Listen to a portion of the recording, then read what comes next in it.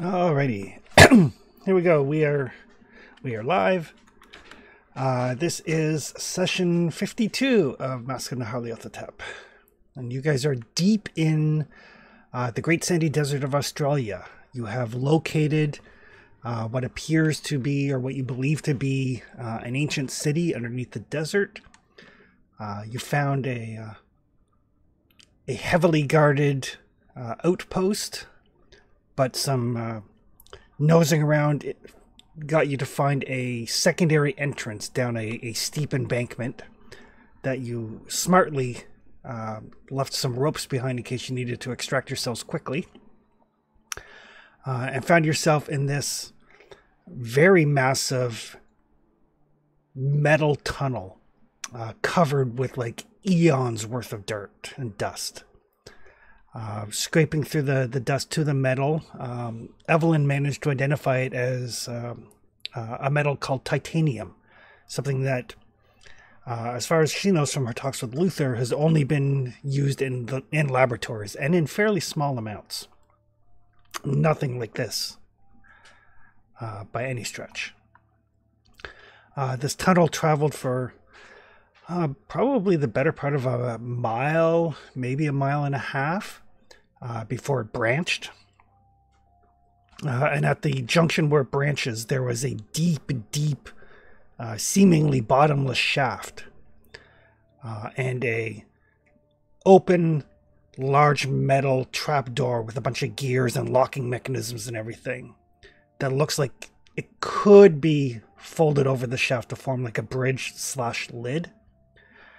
But while you were looking at this, some sort of invisible whistling entity came up the shaft.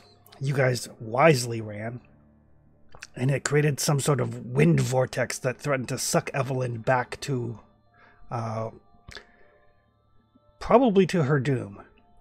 You guys managed to grab onto her, use some rope, and managed to secure her enough as the thing flew overhead out into the desert.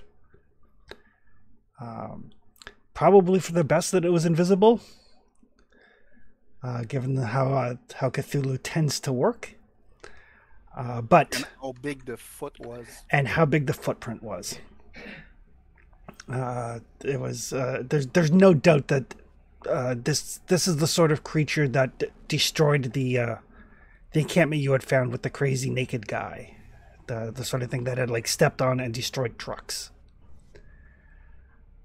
But regardless of the danger, you have decided to press on. At the junction, you hear the sound of like an electric motor identified as a generator off to the west. And Evelyn and Gary both felt some sort of presence in their mind, saying that you are close to come to it. Evelyn recognized the voice as something she had made contact with earlier, but for Gary, this is his first experience with this sort of weirdness. It isn't his first experience, really, is it? Gary has been largely absent from a lot of the weird stuff. Like even the fish people on the beach that made Evelyn go crazy, Gary booked it as soon as things started coming out of the water and didn't really get a good glimpse of anything. So, I mean, he didn't get a glimpse of it, but he knew it was fucked up, right? Oh, mostly. I mean, Gary is still relatively innocent with his 0-level Cthulhu mythos. So. You're all jealous. Alvin is.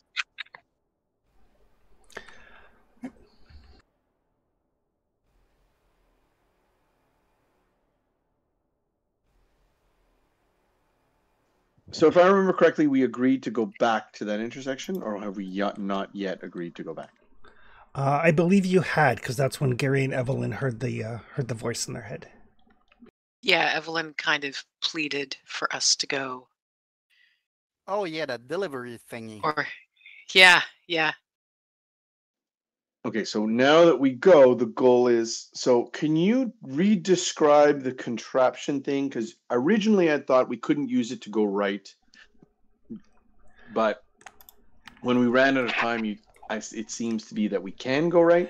You basically you would have to like muscle it over. Like it has gears and everything because it's a huge piece of metal, but it does have a number of gears and levers and everything. So it could be basically muscled up and over into place. If you think of it as like the lid to a trapdoor, and the gears and everything are basically the hinge side of it. So it would close off the shaft in case anything else comes up, and also serve as a bridge. And it would potentially block also the hole where this thing came out of. Exactly. It looks like it was designed to block that hole.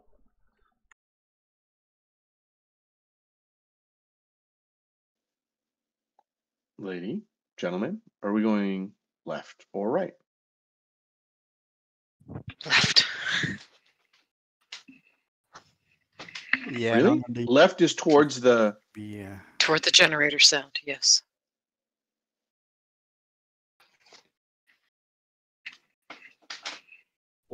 Let's do it Towards carefully. trouble. Mm-hmm.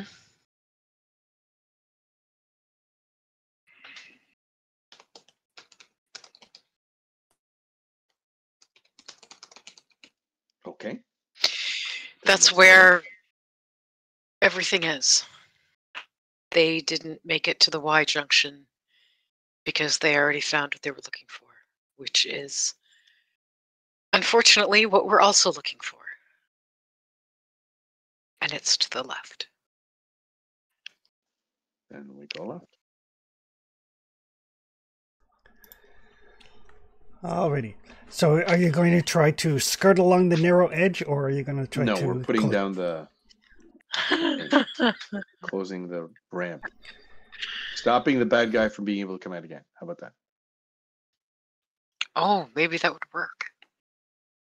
That'd And be you nice. said it was designed to stop the thing from coming up, right? It looks like it was designed to basically close over this shaft and latch into place.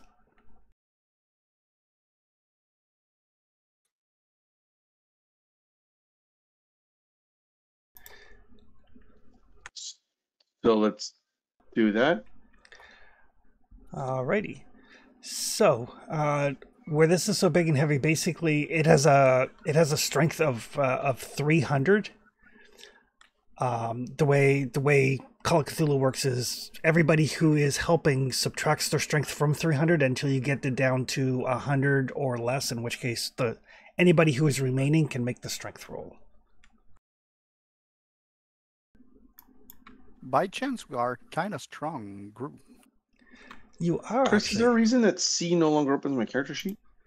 It should open your character sheet.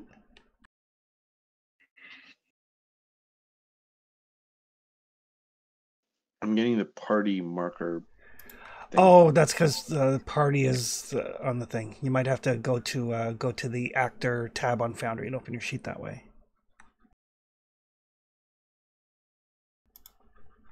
Oh. It says the only investigator is party marker.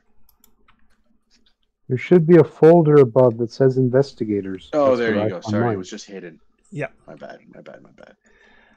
All right. So how do we add our strength to this pool? Is it done automatically or just call it out? just call it out. 65. 70. 70. Oh, my strength is really low. Oof. 55. All right, so that would leave basically with Alvin and Miles and Gary kind of putting their backs into it. Either Evelyn or Eugene can make a strength roll.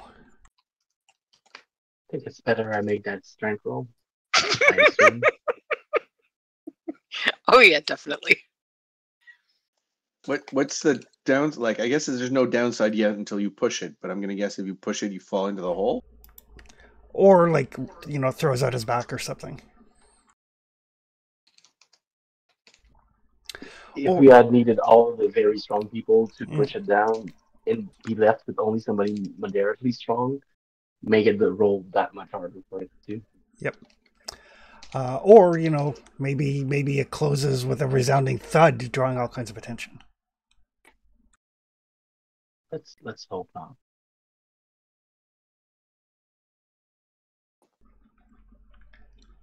Perfect. All right. So with basically everybody pitching in, you guys managed to get this, and it takes a couple of minutes. Like, it's a big, heavy piece of metal that's essentially just moving because of the gears and levers.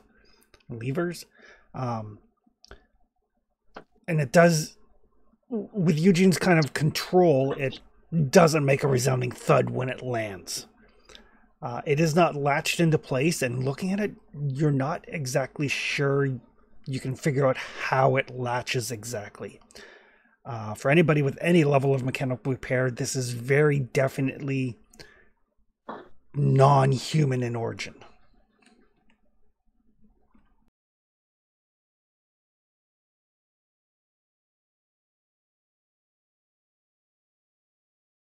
Well, definitely the place.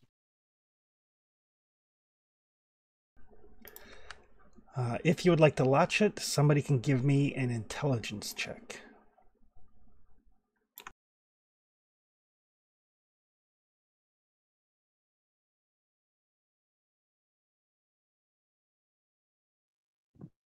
My int is 75. Sorry, 75.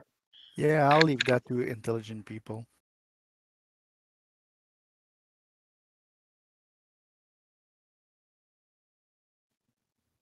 So am I doing it? Mm-hmm. I think so. Okay. Am I getting a bonus die or anything? No.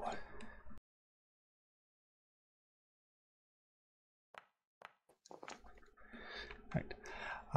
So you look at this, Miles, and it's far more complex than a simple latching mechanism. Partially because of the amount of metal that's involved. There's like gears and what look like maybe small pulleys and tension springs, and the whole thing just looks overly engineered.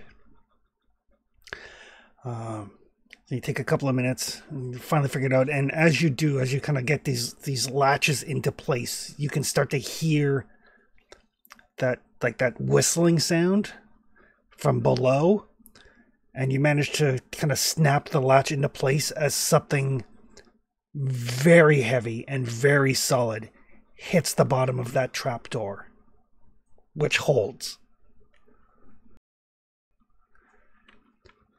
But the piece of solid titanium, it does vibrate.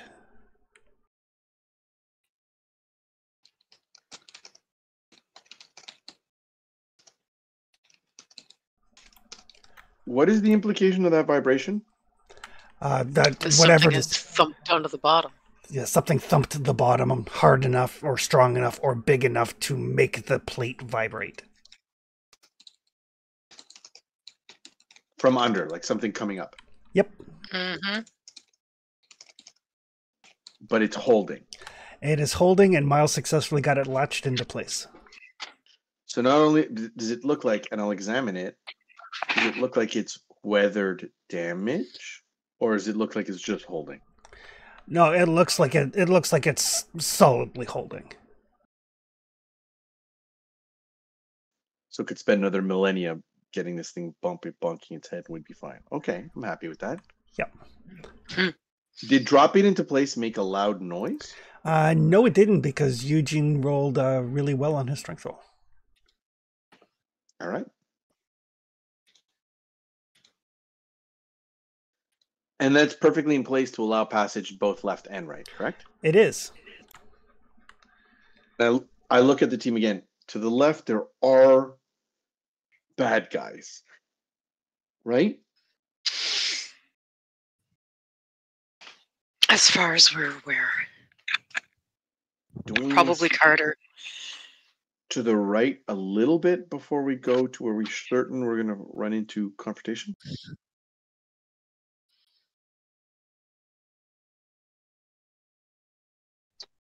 I mean, I have kind of no opinion about that. I'm just not a fan of being here. So,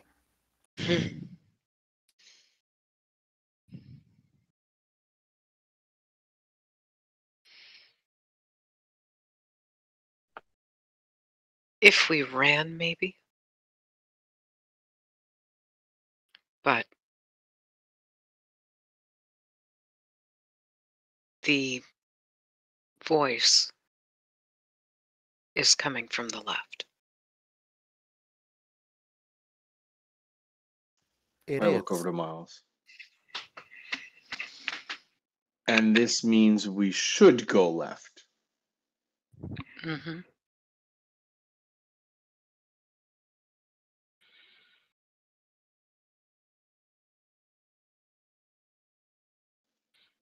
Okay.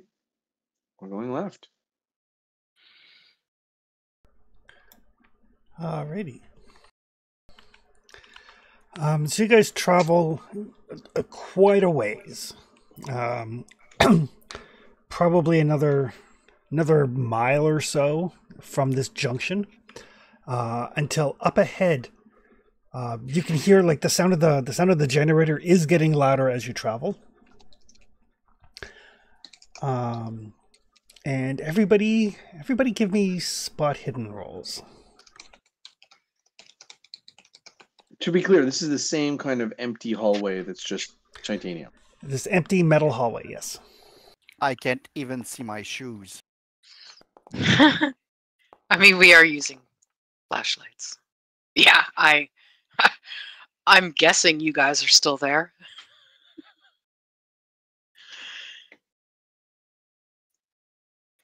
Hopefully, What are you talking about? It's this leisurely sunny morning. Uh-huh. Right. Right.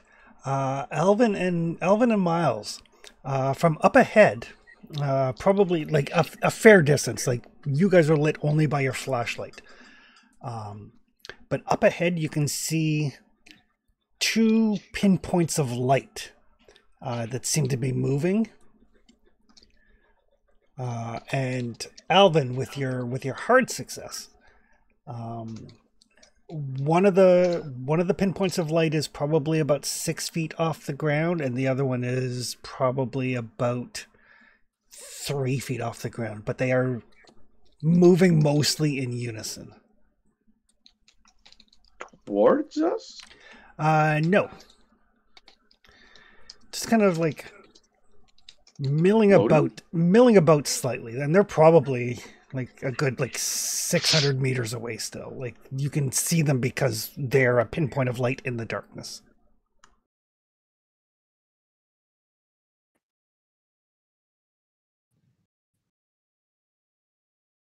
I'm going to cautiously approach. Okay. Are you shielding your flashlight or anything? Sure. I mean, if they're not bright enough to light the passage, right? But there's nothing in the entire time that we've been walking this way that could have been considered a tripping hazard. No, it's I mean it's dusty, but other than that, clear. Okay. If they are lit, then I will consider turning off my flashlight and walking in their direction. Okay. So yeah, you kind of cautiously make your approach, and you get to what appears to be like a T intersection, and the light and the sound of the generator is coming north of you, and you're close enough to see, but there's no danger of being overheard over the rattling of the generator. It looks like a guy. He's got like a miner's helmet and a flashlight, and he seems to be inspecting like wires leading to the generator. Just him all by himself. In the intersection. Just a little bit north of the intersection, maybe like 100 feet or so. Is it times to have moral quarry, or are we I'm gonna ask trimming down the opposition? Yeah, I'm gonna ask a very stupid question, Chris, and you can give me a stupid answer if it requires it. Does he look like a cultist? You can't tell from here. Actually, make a spot hidden roll. Baron, how is he dressed again? He looks like he's just wearing like kind of like miner overalls. He's got like the little miner hat with the light on top, and a flashlight. Alvin, as he moves, you can see that he does have what looks like a club, kind of hanging from his belt.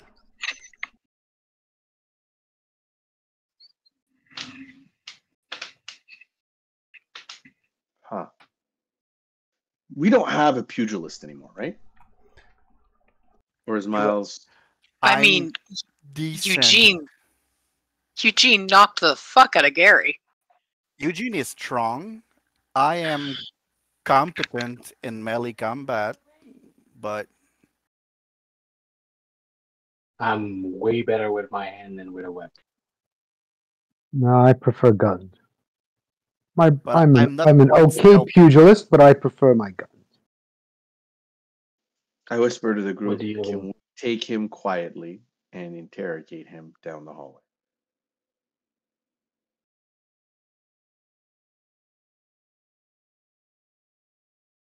If it Like, doesn't there's a go lot of well, then machinery noises, but I'm guessing gunshots will be heard. But barring gunshots, a little fisticuffs might not be. I can I'm try it. all- Chris, if this goes poorly, I'm pulling my gun out and pointing at him and giving him the shush sign. Gotcha. I'm gonna stealthily move to the guy and pistol whip him. All right. Give me He's wearing a helmet. Give me a stealth roll with a bonus die.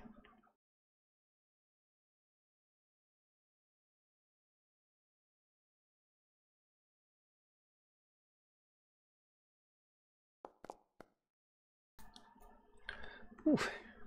You sneak right up onto him. Because he doesn't know you're there, give me a brawling roll, also with a bonus die.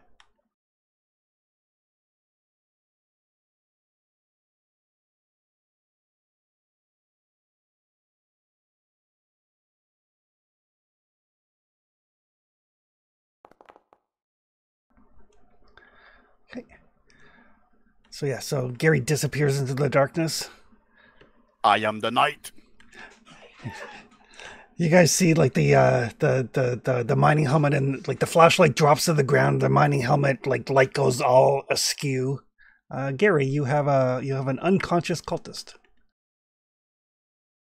I'll just bring it back. Add that to your inventory. I hand the helmet over to Evelyn. I disarm the dude from his club, and I point down the hallway where we came from so we can interrogate him properly. Okay. And Gary, while you're up there, you do see that there is a generator here, a decent sized one, and it seems to be connected into electrical wires that run up and down the corridor here. You do see light bulbs periodically. It seems like maybe there's a short or something in the wire here, which is what he was checking out. There's also like stacks of petrol cans, like the 5 gallon drums. So not like a super big thing, but like a 5 gallon jug, like a stack of them, along with boxes of like various assorted parts and tools For said generator. for the generator. Yeah. So I'll try to explain that as a absolutely not mechanical guy. Yeah, like there's that motor thingy with wires. Seems like it's not quite that yet. I'm sorry, what? Motor thingy working with gas to electricity. All of the see the bulbs there.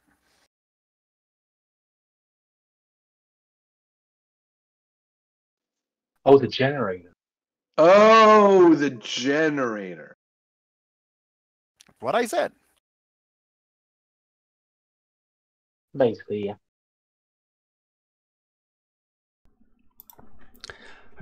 But yeah, Gary does have an unconscious cultist. When you look at him, his face looks like drawn. He's got like dark circles under his eyes. You would guess probably anybody trained in medicine, he's probably like borderline malnourished.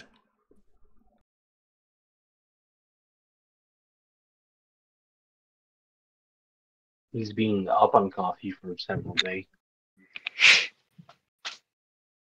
Medicine 4.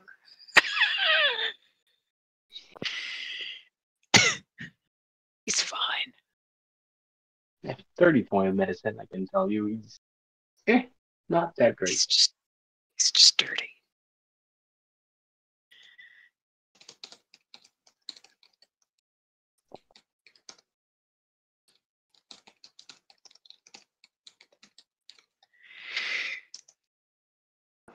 Evelyn will Okay. keep the light pointed at the floor, so I'm not accidentally blinding us.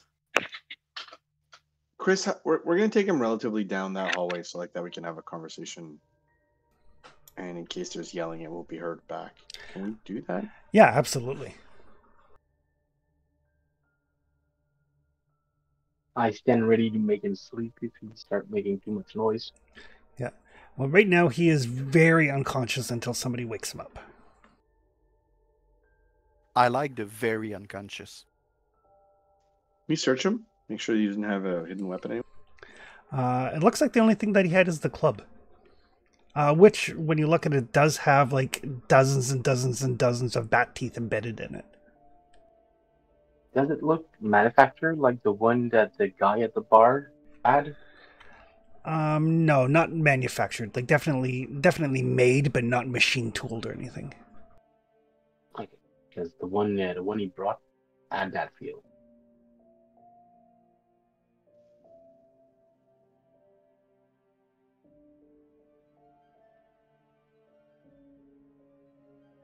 Before we wake him up, do you have an idea of the question you want to ask the guy?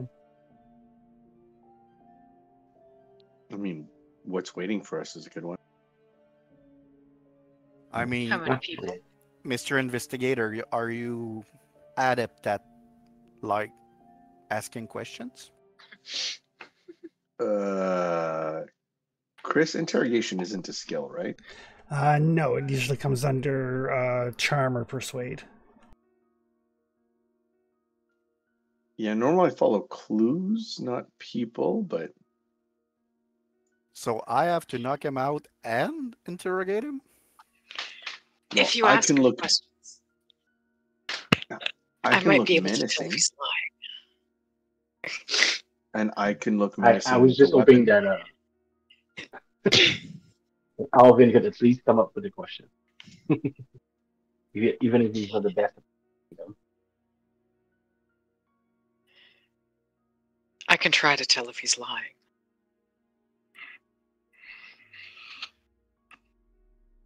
Trying to wake him up. How Chris. many are you? How much?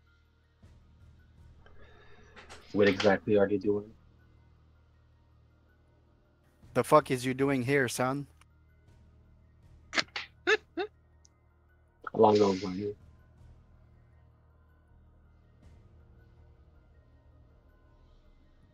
So yeah, I'm gonna try to wake him up smoothly. All right. Whoever is waking him up can give me a first aid roll.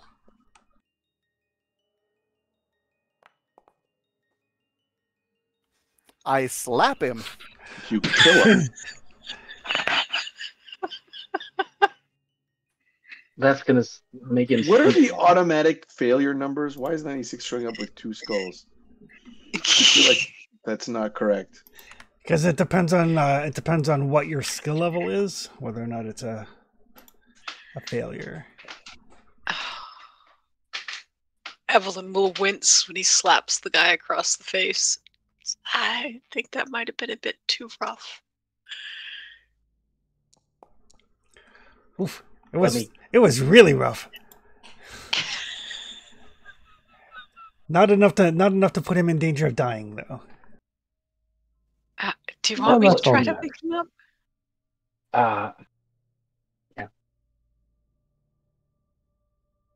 I mean, Or I you tried cheat? everything I can.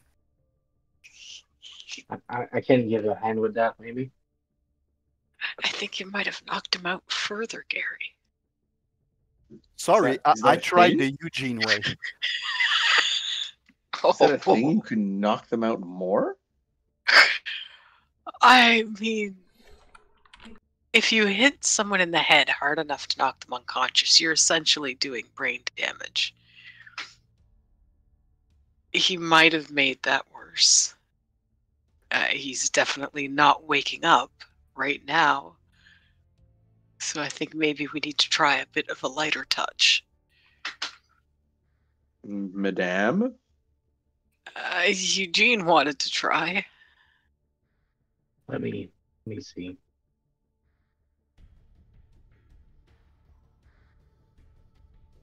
First aid, you said? First aid.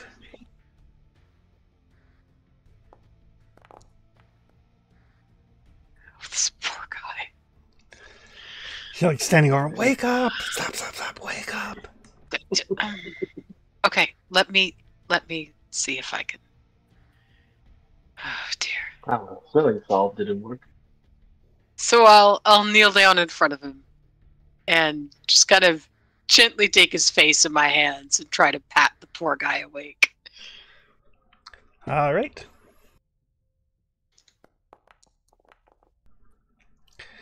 There we go. All right. So he does start to come to. Evelyn, since you're kind of like right down there in his face, you do notice like he kind of like comes to. He seems very, very groggy. His mouth is hanging open ever so slightly, and his eyes are not focused on you at all. Oh dear.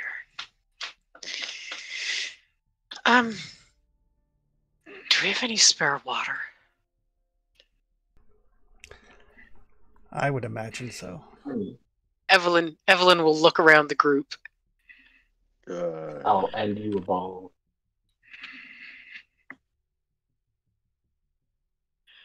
I'll try giving him a little bit of water and see if that helps. He's not in very good shape. I don't think he's Well, I'm focusing sorry. quite right. No, I know. It's not the worst thing that's happened to him, I'm sure.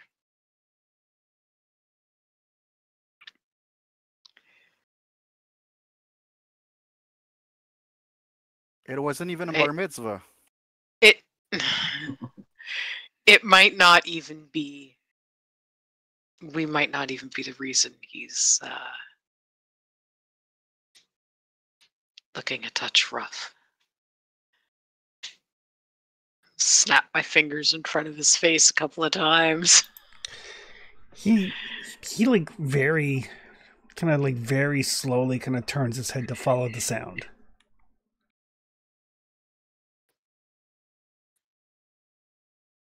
Hello there.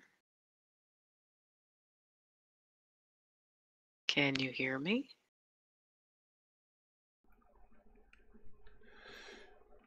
He kind of turns his head towards you.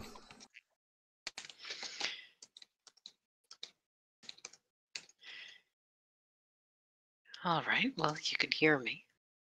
From the looks of things, can you see me okay? You're looking a little unwell. Would you like some water?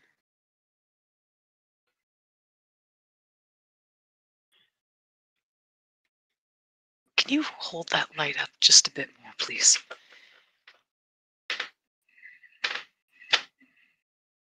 And I'll try to see if he's focusing at all. Does not seem to be focusing, like reacting to sound, but not really focusing on anything. Oh dear, oh dear. What, I broke him? Possibly. Might have been broken before he came here. I would say that I'm not happy about it, but that would be lying. She'll try to give him some water. I'm just going to try to give you some water. If you can drink it, great. If you can't, just try not to breathe it in.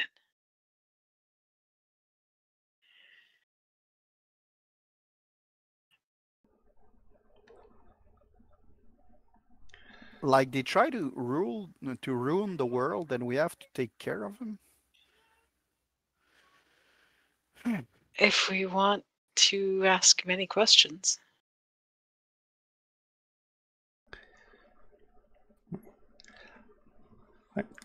Sorry. So what did Evelyn say to him? She's just telling him that she's going to try to give him some water and to drink it if he can. Just to see if he's at all understanding anything that she's saying. So yeah, when you say that, basically tell him to drink the water, he does drink the water. His eyes kind of focus now on Evelyn. Hello there.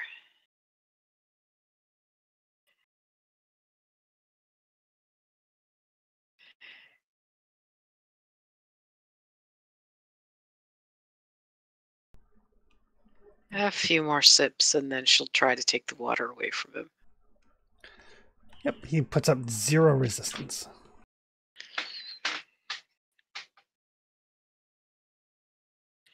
Can you understand me?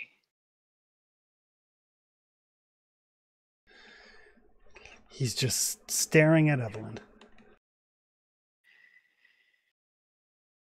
Oh, well, that's not encouraging.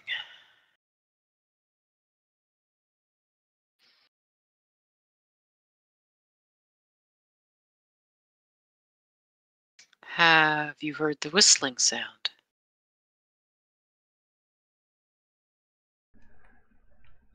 Just staring blankly.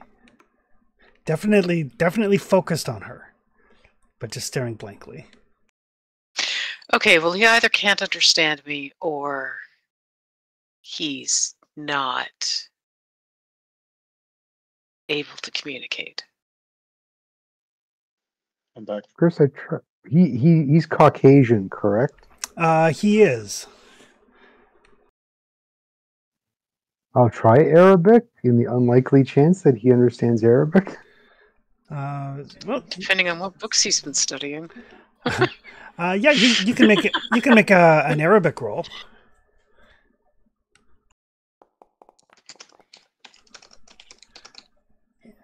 I mean, you get a couple of words that you think mean something, but there's no response. And he doesn't even acknowledge Miles speaking to him. He's still staring at Evelyn, like completely fixated on her.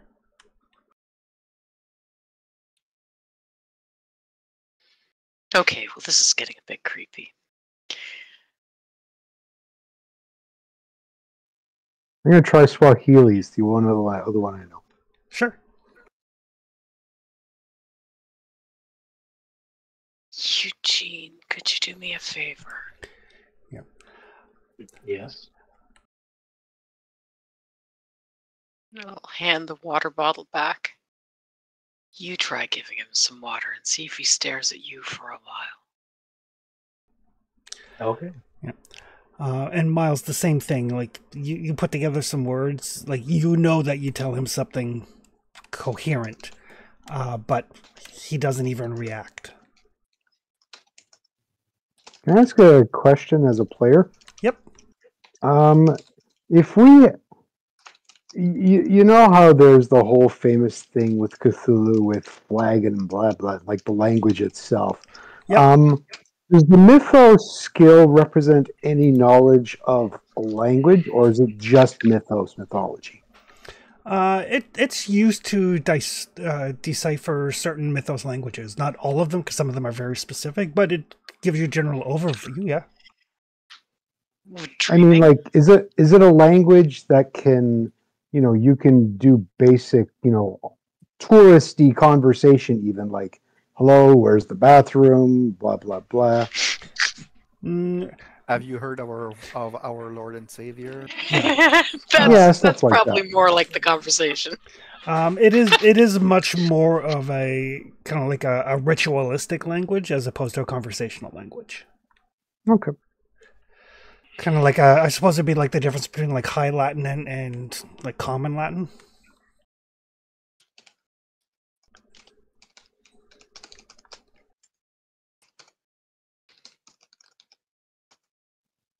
I'm gonna snap my fingers in front of his eyes and see if that sort of jolts him. He slightly reacts to the sound, but his gaze is still fixed on Evelyn.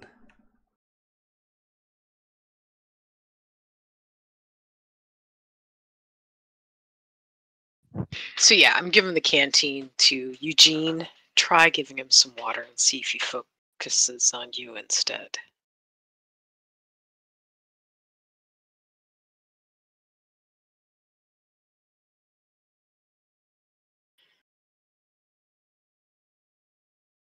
Although it could just be that he hasn't seen a woman in 4 years. That'd be a little disturbing. Well, it did look kind of worse for wear even before. Dazed. That's. I really didn't have much of a look at him before he was quite unconscious. Yeah, but just look at his face. I mean, that's not a healthy man. Oh, here. I'll post a picture. Mm.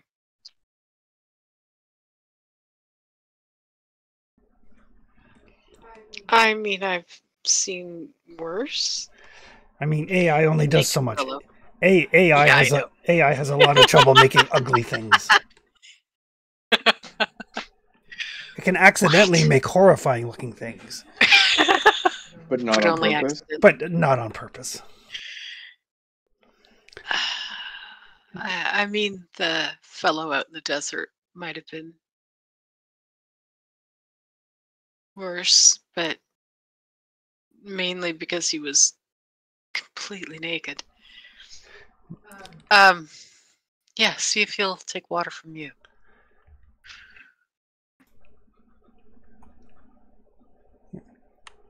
Is Yorick He's there? just got the right number of fingers.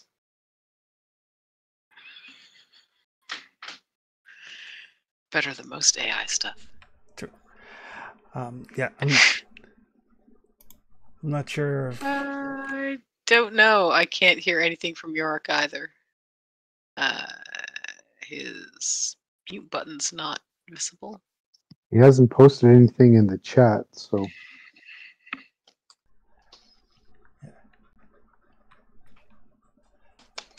I think it's just my mic being Oh, there you dumb. are. There we go. Okay. Now it works. When I'm complaining. Sorry. Last thing I said, I was trying to get water to see if I could get his attention instead of Evelyn. Yep. Yes. So yeah. So what is Eugene doing?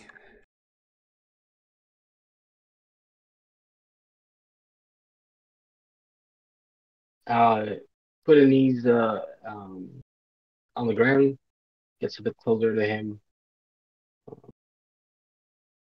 I don't seem well, boy. And approach the flagon of water from him, handing it to him.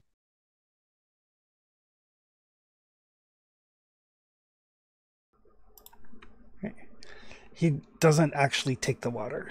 Like he's just like sitting there, kind of like slack-jawed, staring at Evelyn. Chris, Yep. is there any way, like, is he moving like the person that before we attacked him, or does he have like severe brain damage? No, he looked like he was like Gary saw him. He seemed to be investigating the wires.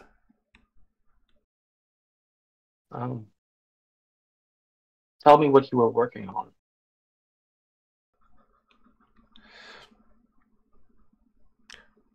Wiring. All right, he answered you. I think he responds better to direct command. How many are you? And his gaze does shift to focus on Eugene.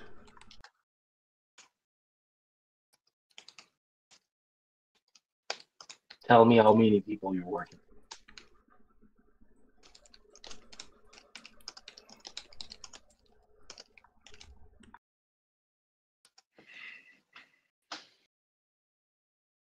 Okay, the wording was not the problem. Yeah. He like holds up his hands and shows you like a bunch of fingers. Okay.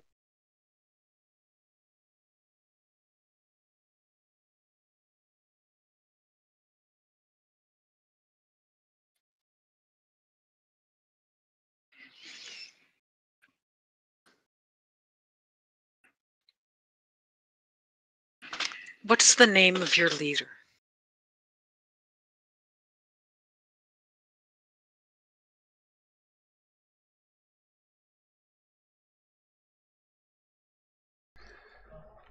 He's still just staring at Eugene.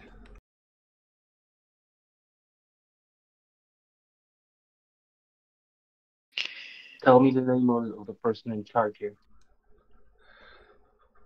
Carver.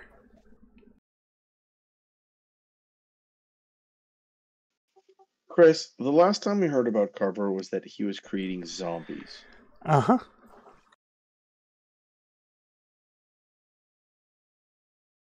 Does he smell alive?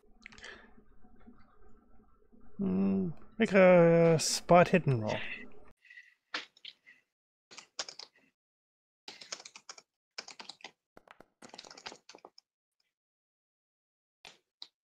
He's just dumb.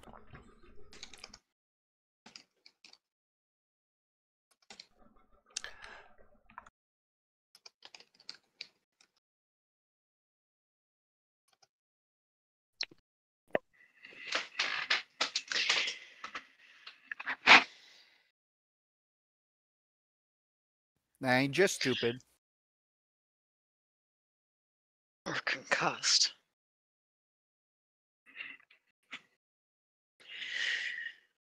Might be with like the what they do in Haiti with the voodoo zombie.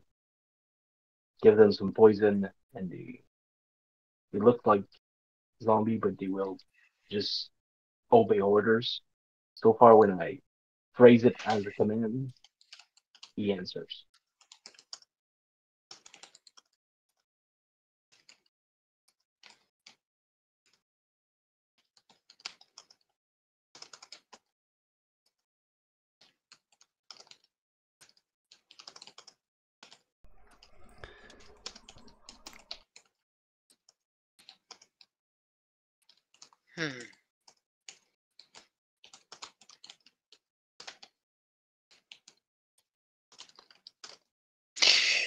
Well, let's try something a little more complicated and see. Who do you worship?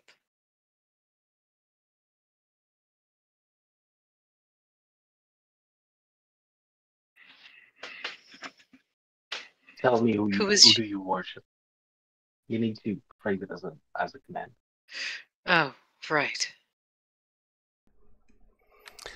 There's no response, but he does look at Eugene like quizzically.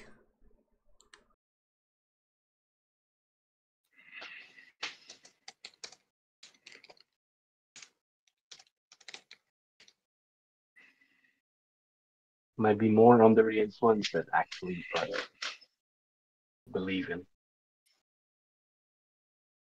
Tell me who your god is.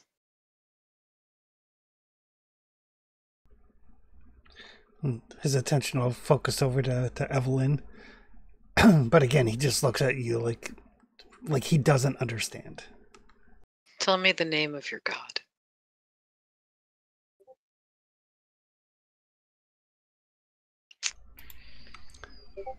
Still just the blank look.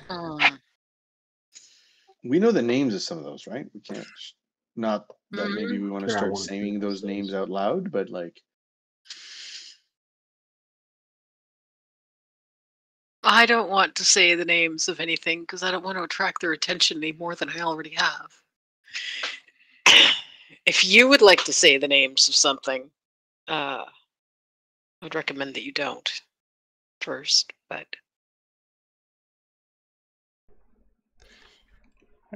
and as you guys interact with him, you can give me, let's call it psychology rolls. I can do that.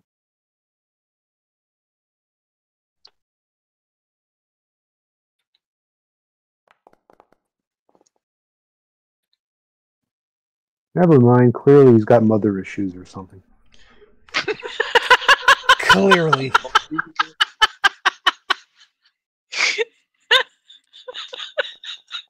some kind of envy. Oh. Well, I mean, Eugene has been having the most luck with him so far. So yeah, Evelyn and Eugene. It's a lot like dealing with somebody who has been lobotomized. Like there are significant brain functions that aren't working or don't seem to be working. He's able to answer, fairly simple questions like, what were you doing? Who do you work for? But Eugene is correct. Everything that he's responded to has been a direct order. But even then, what he is actually capable of telling you is extremely limited. It's almost like he doesn't understand the concept of worship or God or anything like that. Oh, dear.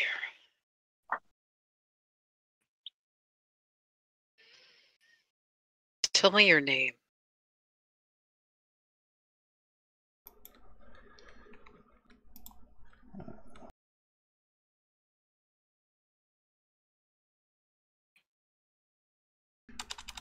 Wait 1 sec while I find a name for a nameless NPC zombie. Sorry. it's gonna be like I wasn't sure if he was just not answering or if you were trying to find a name generator. Yeah. Nate. Nate. Well, what are we going to do with Nate?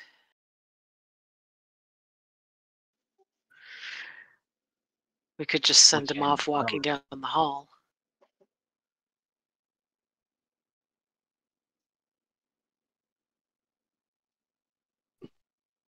Tell him what to do. All we gotta do it. And tell him to stay put and stay steady.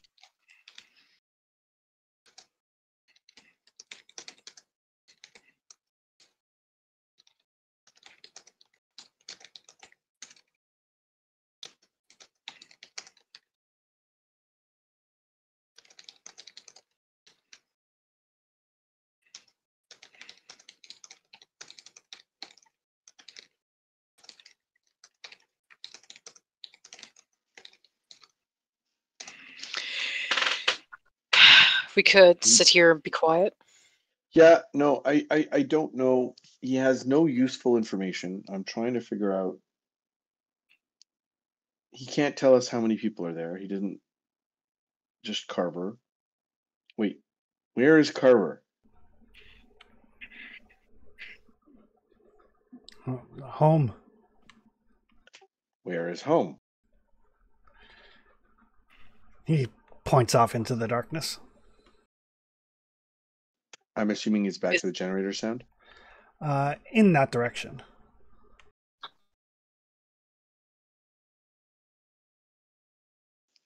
Chris, has he sustained any other trauma than the one that we've done? Like, Are there visible wounds other than the ones we gave him?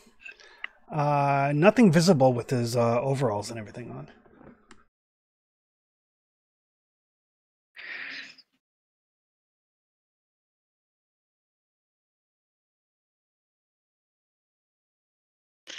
I think we should either tell him to stay here and be quiet, or send him down the hall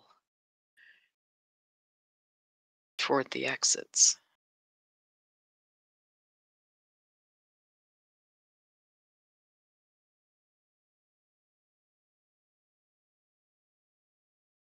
I don't think in his current state he'd be able to manipulate the gate or the drawbridge or whatever it is.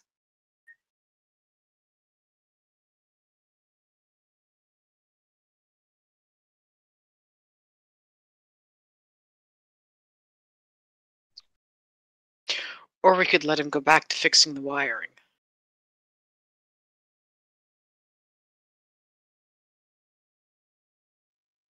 I'm fine with letting him go back to his wiring.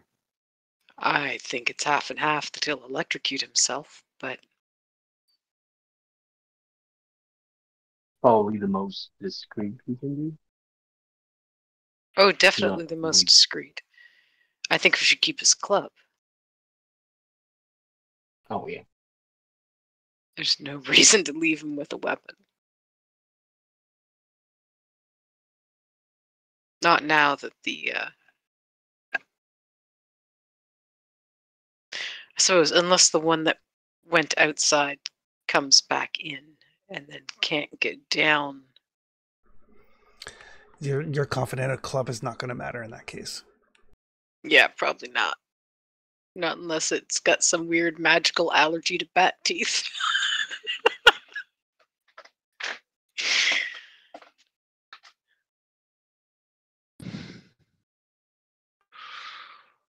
So we'll let the poor fellow get back Stay to work. here.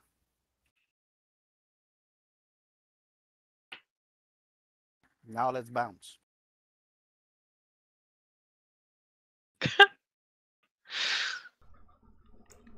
You and your trendy slang. Must be one of those fancy words from your fancy parties. It has absolutely no future, I think. Trying to make this a thing, but I mean, Most of the things that kids are saying these days are not going to go anywhere. All right, so we'll leave the poor fellow here.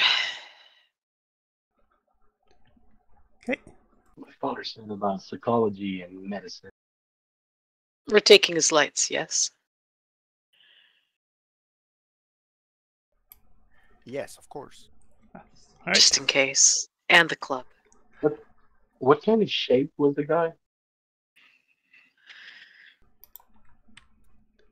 He looked tiny and malnourished. He is size 50. Oh, he's smaller than Evelyn.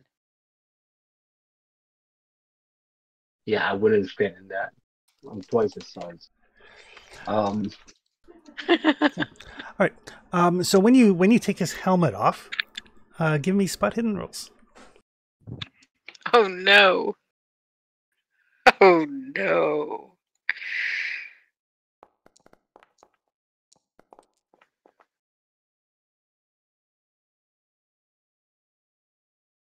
The come over works.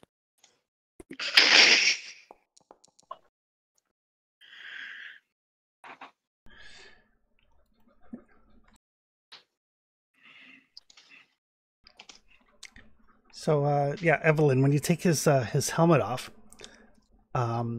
you see what look like triangular. Oh, and Eugene, maybe about like 1 inch to a side, triangular burn marks, spaced kind of equidistant around his around his head. There are 5 of them in total.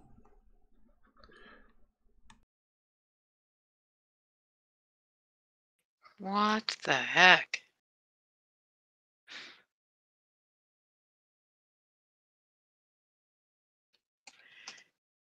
What does that look like to many of you who are more of the physical bent? What leaves that kind of a mark? Is that like Um, medical procedure or is that like bat bites? or a They weapon? look like Machine. burn marks. Zombie machine. Strange branding iron, perhaps? Ah. I'll shine a light on them to try to get us a better view. Chris, can I do an occult or a mythos to see if the burns mean anything? Yes, absolutely, you can. Which one? This would be Cthulhu Mythos, actually. Oh God. Oh. Does that mean any of us with Cthulhu Mythos can give it a shot? Oh God, I made it. Oh boy. Oh boy, here we are. Oh boy, old Gil's gonna die. All right. So yeah, Miles, you're looking at these, and the way that they're spaced, you saw something in one of the books, probably the Narcotic manuscripts, since you're in the city of Nakotis. Some sort of mechanical device, some sort of alien device that was capable of manipulating or destroying memories. Zombie machine.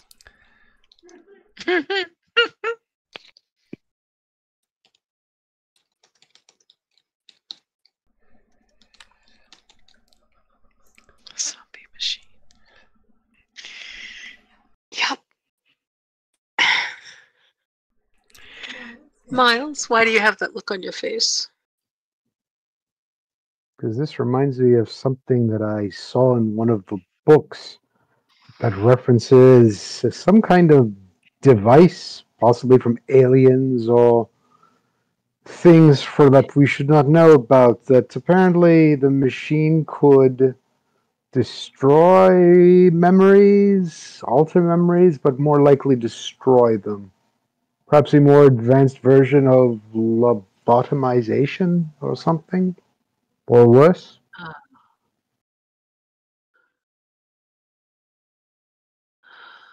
All right, so new order of business. No one let your head be put in some kind of mechanical device. Nobody wears any hats.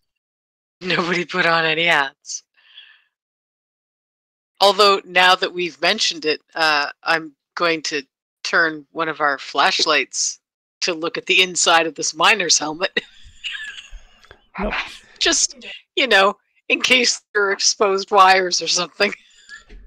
Give me a spot hidden roll.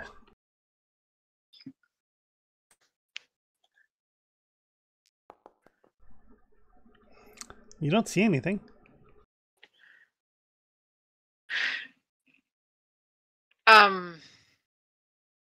Well, it doesn't look like it's in the hat.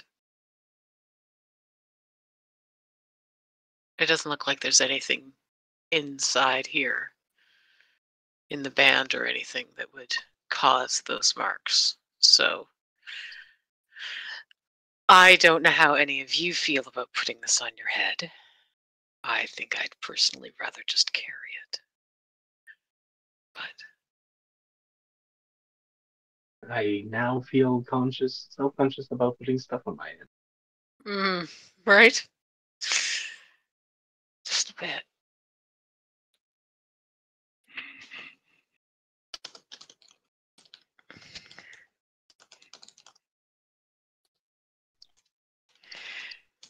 All right, so that's something to be wary of.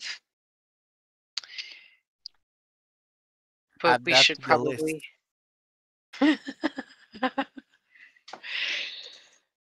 Oh, But we're if we going to be see other writing it. than that, we can probably just order them around. Be writing an entire new book of things to be wary of. And it starts with books.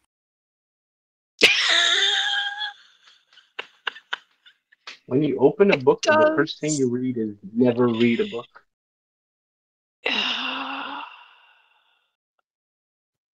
How to I have a mean, long and fruitful career as an author.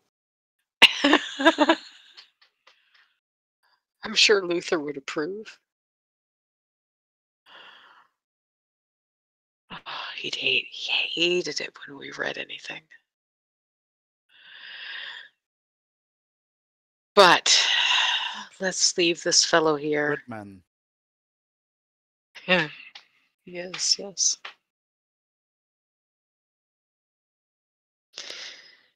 Definitely wish she was here now. He'd be Chris, is he pissed. wearing like overalls or something like that? Yeah, he's got like overalls and like kind of like a like very very dirty used to be white work shirt sort of thing. Does he have any, at the risk of phrasing, any like bulges in his pockets or anything? I wouldn't actually mind checking his pockets to see if he has anything useful before we leave him. No, it doesn't seem to. Okay. Other than the club. I forgot to ask, Yeah. is he alive? He does seem to be breathing. And he drank some water.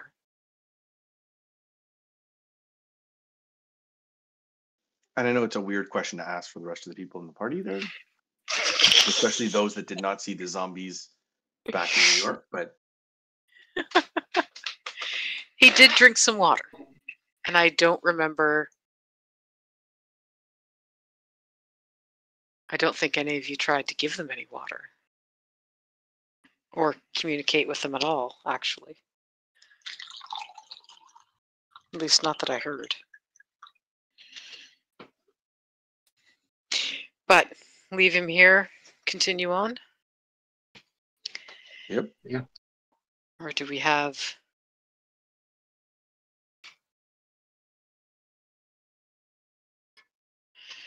All right. I'm out of question that I could ask if I'm years old. Hmm. With all due respect, Mr. Zombie. Nate. Nate. Nate. All right, Nate. You take care of yourself. She'll pat him on the shoulder. Best of luck to you, fellow. Doesn't he have a club? Doesn't that mean he could attack us? Shouldn't we just leave him tied down here? We're taking the club with us. We're taking his club and his lights. I mean, I suppose he could rush us, but I don't think it'll occur to him.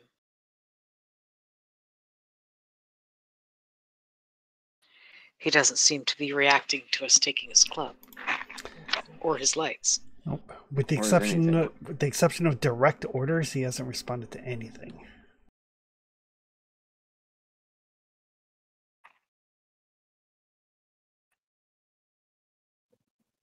Why don't we just keep him? They tell us who or what else is down here. And I say that in an authoritarian type boss voice. He like turns to face Miles. He's like, Carver, home.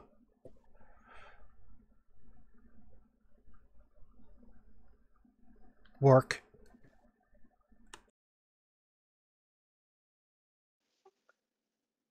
Man, anyway, I'm done with this dude. Chris, if I take my flashlight back, whether or not the party decides to deal with him or leave him, can we go check at what? Can I go back and check at the wires he was looking at? Yep. He was sent there for a reason, right? I hope we he was assume, sent there for a reason. probably. Presumably, unless he was just doing a mindless rote action. Yeah, that's kind of like, yeah. Anyway, Yeah, you can make your way. The rest of you going with Alvin, or are you staying here with Nate? I think I'm leaving Nate behind. Okay. He doesn't respond at all to you leaving him alone in the dark to die to some horrible monster. I mean, You say that like it's a bad thing. the horrible I monster feel like is he's currently already dead. outside. Yeah. Kind of seems that way. But what is life? Nah, nah, nah. It's way too philosophical for us being in the dark in a weird, freaky tunnel. So yeah, We can do that over drinks. you guys make your way back to where the generator is. The generator, it is running. There are wires that run up and down the corridor. And you take a look, and it looks like along the wiring there are lights, light bulbs, light sockets, periodically. But they are not currently lit, even though the generator is on. And as Gary said, there's like a stack of fuel barrels. There is like a box of tools and supplies, basically stuff for maintenance on the generator, including like replacement light bulbs. Chris, if I replace a light bulb, which we turn back on? Do you replace the light bulb? I replace the light bulb. Yes. Lights flicker on all up and down this corridor.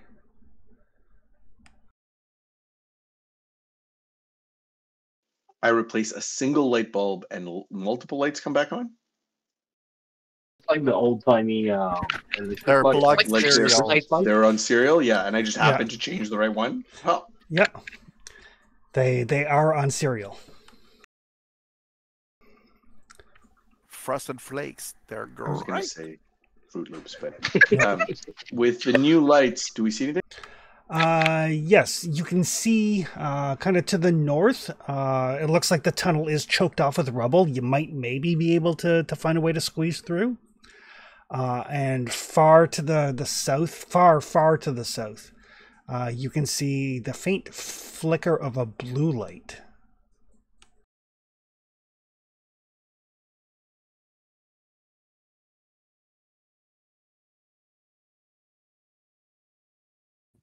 That's not what I expected. Blue lights are bad for sleeping. Well, I was looking more to the north, and the fact that the tunnel seems to be blocked. Okay, and south, there's nothing. South is where the blue light is. Blue light. Oh, the blue light. Chris, I'm an expert detective, and I look at the floor. Does it look like which direction looks more used with all the dust that's everywhere? South. How far north? 100 yards? The rubble is about a third of a mile.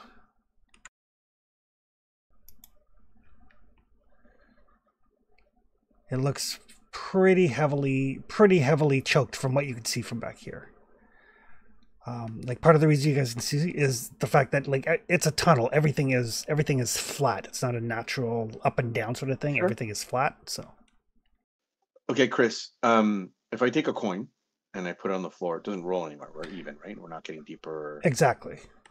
All right. So the rubble is about 5 football fields away. A third of a mile. It's about 500 yards. No. Give or North? take. Sure. I don't know my So- imperial. Yeah, it's where I'm guessing. I thought it was 1,500 about yards to 1 mile. So I'm guessing it's 500, which is 5 football fields, which is not nearby. But let's go check that first. It's blocked off. We can come back after.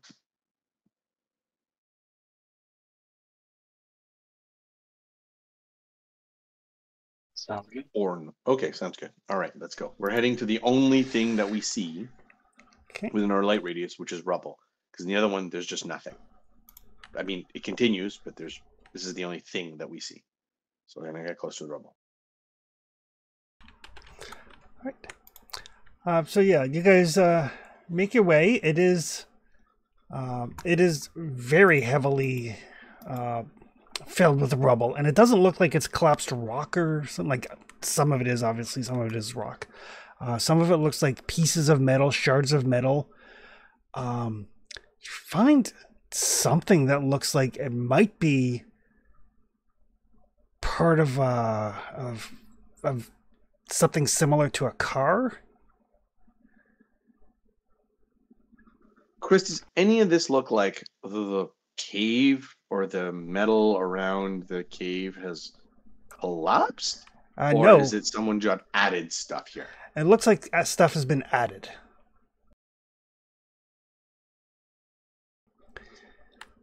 But I look back at the smarter people and I'm like, what the fuck is this? To Alvin, actually, it looks like a barricade.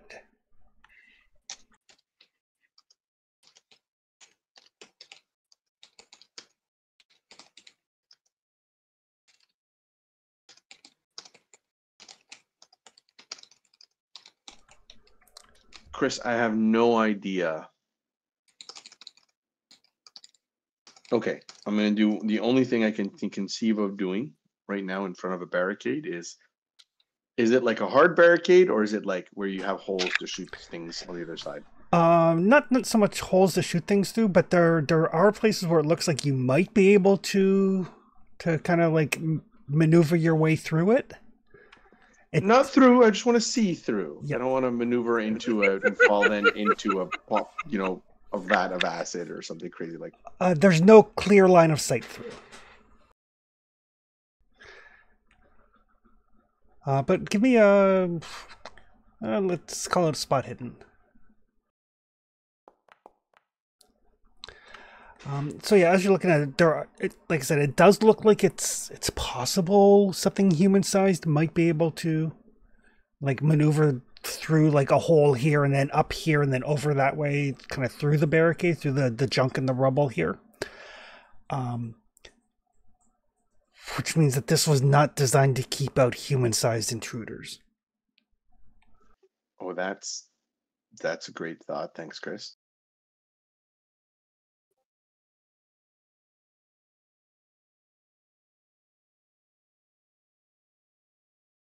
When you say something shaped like a car, I'm assuming you're saying shaped like a car, not because it's been crushed, but because it's not a car? Or has it been like horribly misshapen because of whatever's crushed it? No, there's a large chunk of metal that looks similar to like the back end of a car. So it might have been a car at one point, but it's just not now. Kind of like how if somebody from like 1920s came forward to 2025 and saw a car on the road, they would still be able to identify it as a car. Oh. Oh, So it's a car, but it's a bit too round. Everything is roundish on it. Everything is roundish on it. The metal's a little bit shinier, but it does look like it was a vessel of some nature similar to a car.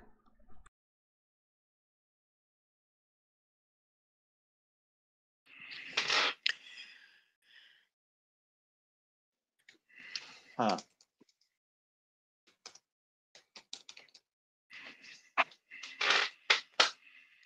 Huh, what?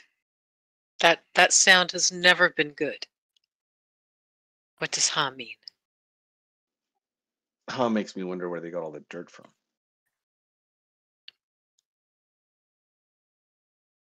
I'm guessing they carried it in. I don't think they got through this, and she'll knock on the tunnel wall.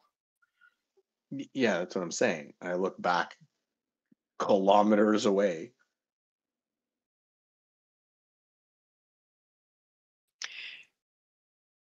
Theoretically, they have a workforce that isn't smart enough understand how to count.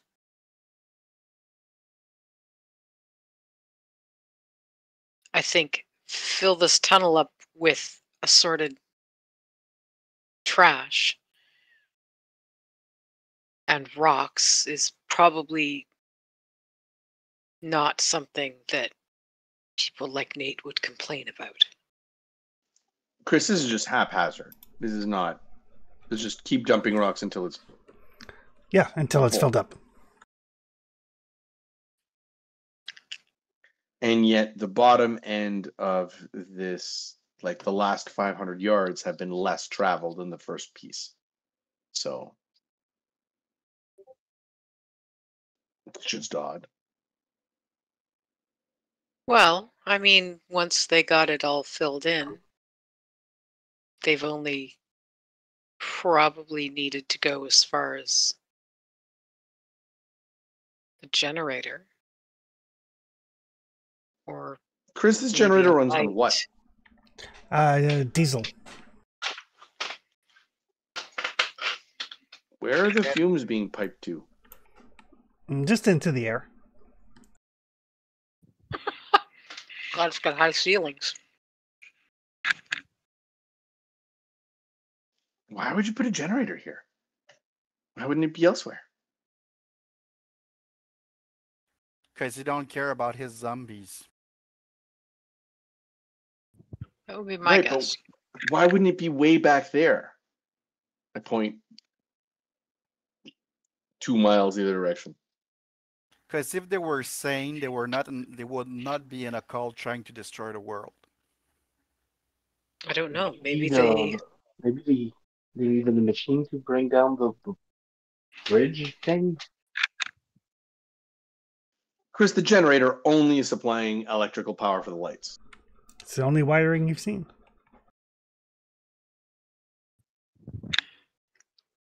I mean, maybe they have other generators elsewhere running other lights. And if they wanted lights here, they needed to have the generator closer because they, I don't know, didn't have enough wire Alvin says, for it to be fuck, farther under his away. breath. Chris, Alvin takes off his hat. Do we have any rope? Yes, we've established previously that you have rope. Yes. He's going to tie some rope to his waist. He's going to be like, I'm just going to take a look at the other What are you side. doing? Why? And if I pull twice, you pull me out of there, and hopefully the entire thing doesn't cave in on me. My belief is that these lights were to examine something on the other side. And they didn't like it, so they barricaded it off? I mean, that's one possibility. But if they stopped it and they're the bad, crazy people, I just keep thinking, is it something that we need?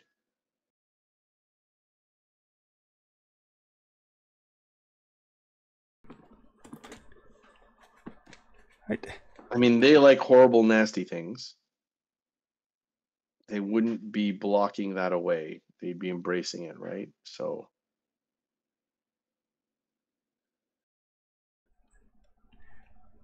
is my reasoning wrong here?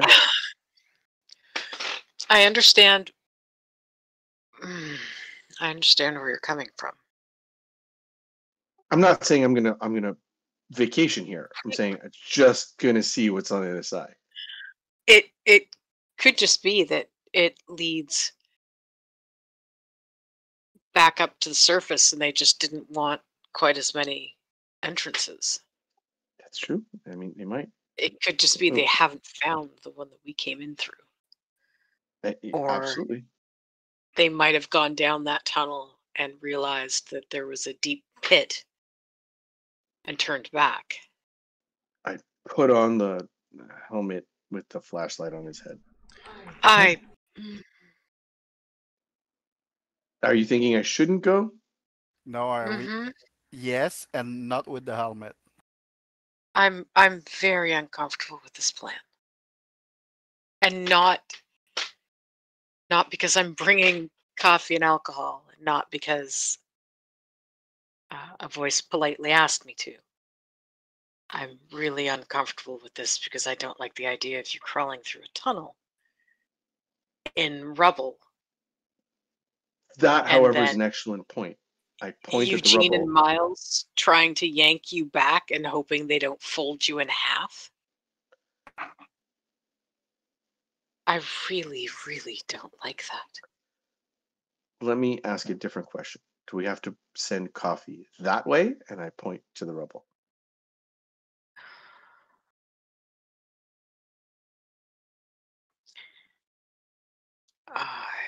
I look at the people with the voices. So, Mr. Voice.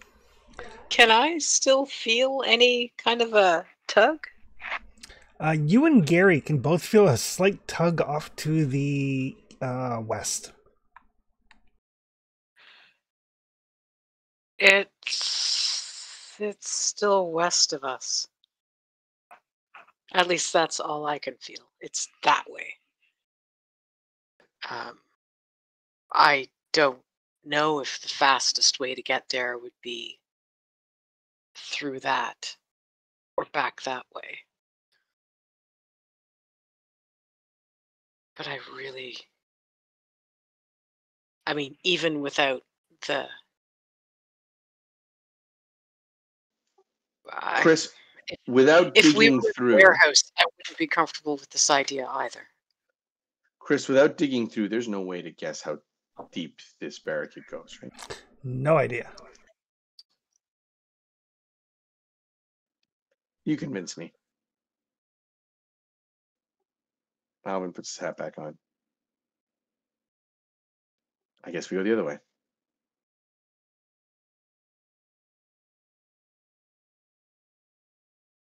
Thank you.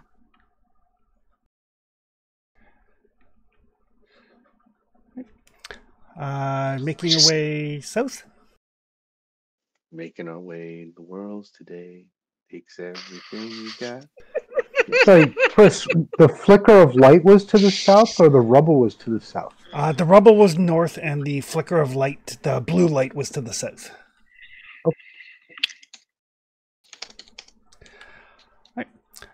So yeah, he's gonna pick up and go like, yeah. I mean, it's quite likely that the barricade might be thicker than the length of rope, which would mean Alvin would get partway through and run out of rope, or the entire thing could collapse on him, or and you go, no, let's not worry about it. So you start to head south. As you do, the temperature rises slightly. Not a great deal, but enough to be noticeable. Not warm by any stretch. It's still like hovering around 14 degrees. Goes up to maybe like 18. And that blue light, as you get closer, you realize it's not a flickering, but more like a pulsing, like a dimming, and then gradually getting brighter, and then gradually getting dimmer, and then gradually getting brighter. In a like a steady rhythmic pattern.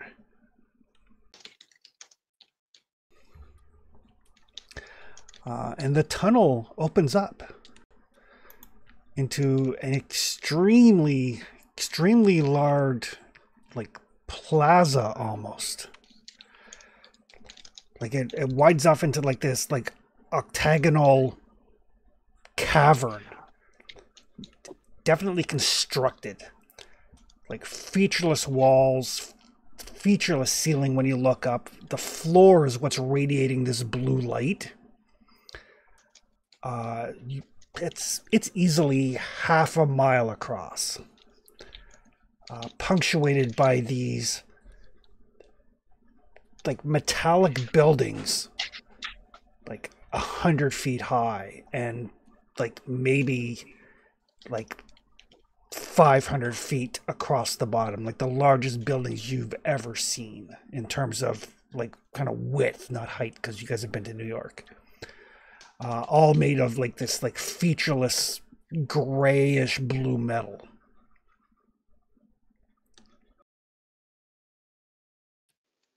Alvin gives $1 to Evelyn. Yep, that was the way out.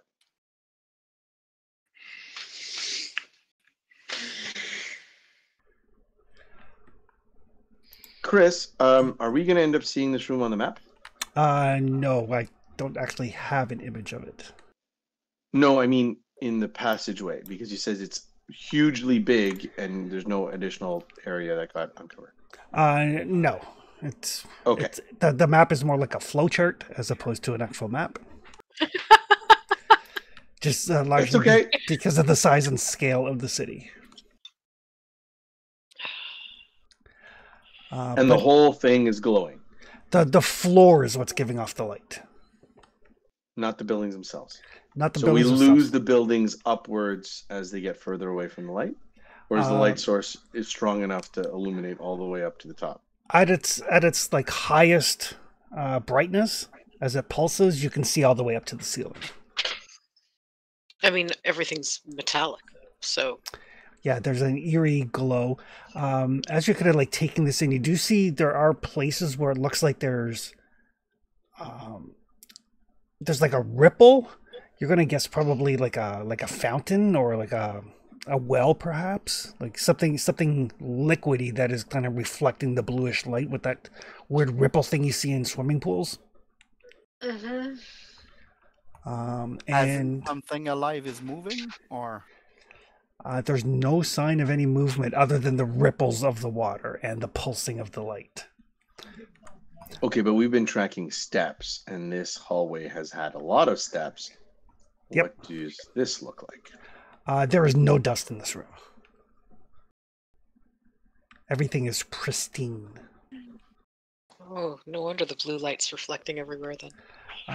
And as Chris, you're, I'm dirty. Yep. Can I gather like dirt on me? What happens when I drop it to the floor? Does it stay, or does it like miraculously swoosh away?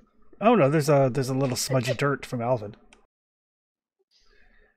It doesn't magically smoosh away. I mean, it's a good thing to check. Yeah, no, it just means that someone's been recently cleaning this area, like. Or no one's been here in quite some time. But there's dust in the hallway behind us. Yeah, and you would guess that Nate probably came this way not terribly long ago. Perhaps magic is the reason that it's remained pristine. Or a bunch of zombie. But if my dirt stays, that assumes that their dirt stays, and they're zombies and they're not normally neat. There's no tracks anywhere, however. With everything that you have seen in your odyssey, Alvin, is this really that big of a perplexing thing right now? No, but I was hoping that either there was a nice, it doesn't stay dirty, or we could find tracks. It's one of the two, and it's neither. So you were hoping for a worried. reasonable, comforting explanation. Hope is all I have, my fair lady. I don't think this is meant for our comfort. Let me. Chris, we're in the middle of an open streetway, right? Yeah, like a wide open plaza. Can we? Can I guide the group to be a little bit on the side, the shelter of an overhang of a building or something, so we're not so casually exposed in case someone starts looking vaguely in our direction? Yep. Oddly, there are no overhangs. The buildings are completely like rectangular. But as you get close to a building, brutalist movement. You can see a couple of things kind of draw your attention as you get closer to one of these large buildings. There are no stairs, but there are ramps that lead up to like an aperture, not necessarily a door, more like a iris or a sphincter that enters into the building proper. Ew. And there's also this like script engraved in the building, like very, very finely. It's not until you get really close that you notice it. But Big friend and enter. But it kind of like wraps all the way around the building and goes up as high as your naked eye can see. It's very rounded and has an almost mathematical precision to it.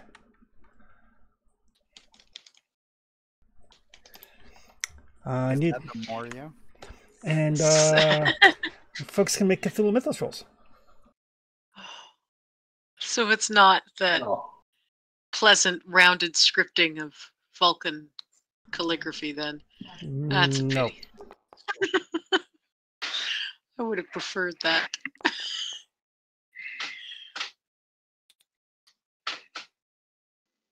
So this Unhappy script, you said it circles the buildings?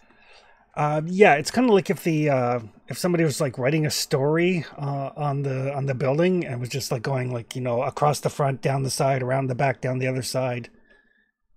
Gotcha. But it's just on the inside of the building? It's on the outside of the building.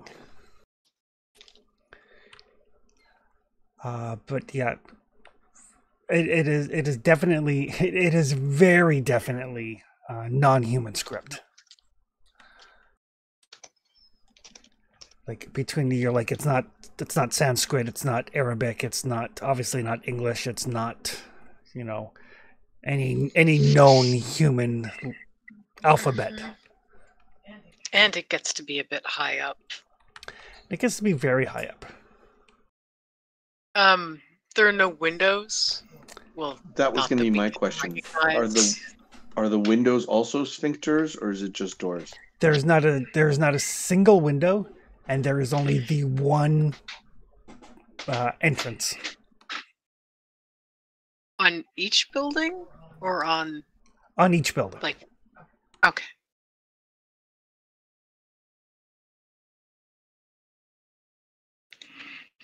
So these look less like buildings and more like just plinths of metal. If it wasn't for these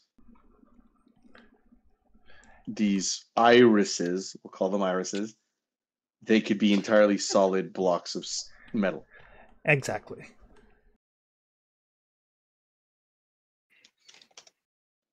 Are there seams with the floor? I mean, yes, they're not formed out of the floor. They are definitely built on top of it. Does this remind me of anything I saw in the Dream Place? Not even a little bit. Why do I feel like this vaguely familiar? Because there was Because that it feels- horrible town. I There's made the some terrible. research on behalf of Evelyn when she got the mission, and I found information about the city. I assume this has something to do with it.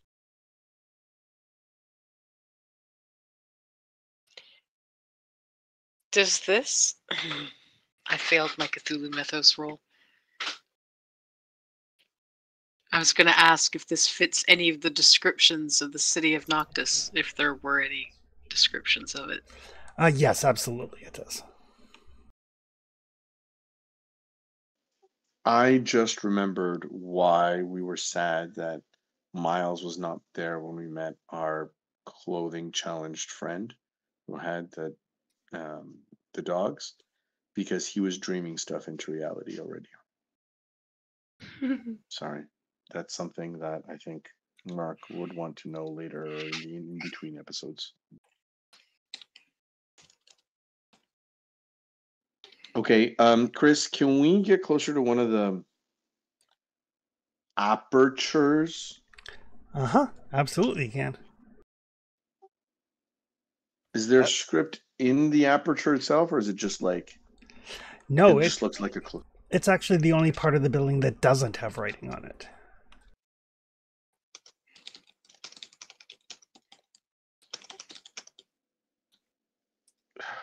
I was going to ask if there's a stick, but obviously there's no stick.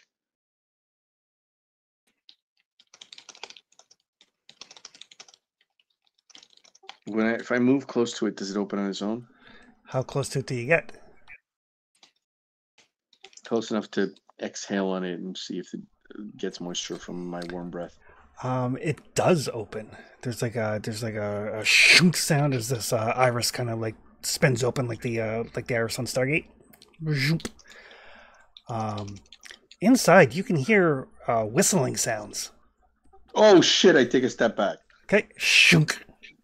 I'm sorry, where is this iris thing? It's basically the door to the building.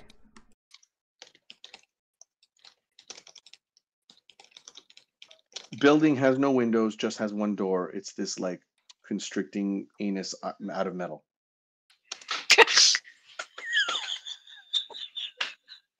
That's a terrible description. There are terrible things inside.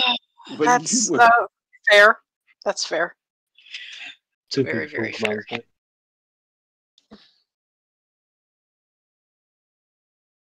monster. Chris, for those of us who are not close enough to breathe on a door, could we hear the whistling as well? Oh yes, it was loud. Oh, that. We should not get that close to the doors again. Yeah. Alan takes another 2 very careful steps back and then looks around him. Chris, how many buildings are there here? Oh, probably 15 or 20. 100 feet tall, 15 or 20. Sorry, did you blow to try to close the anus? No, I just stepped forward and opened like an automatic door, and then I heard whistling, and I jumped back, and the whole thing closed. And sorry, Chris, you said there were how many buildings? 15-ish, 15 to 20? 20-ish.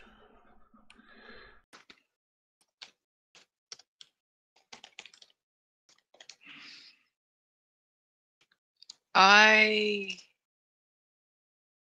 am going to try to focus for a moment. Okay. Am I still feeling drawn to the west? Yep.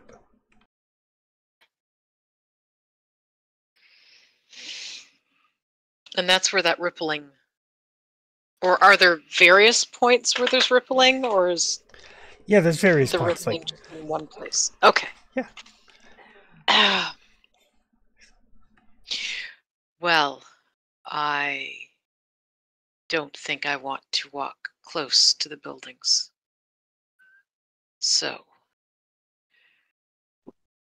Evelyn is going to start walking down the middle because I don't know how.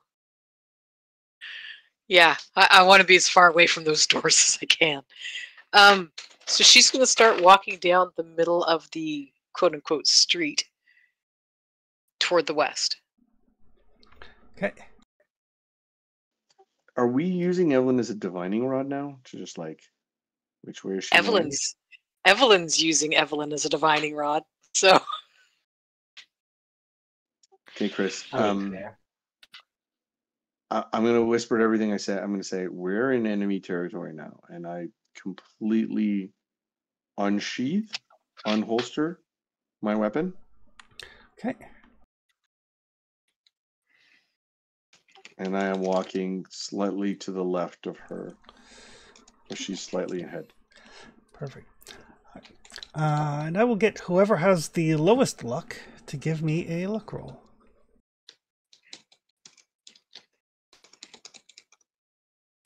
I'm at 43. I'm at 52. 27. Oof. 32. Well, on my way back up from 3. Might be miles. It's Miles.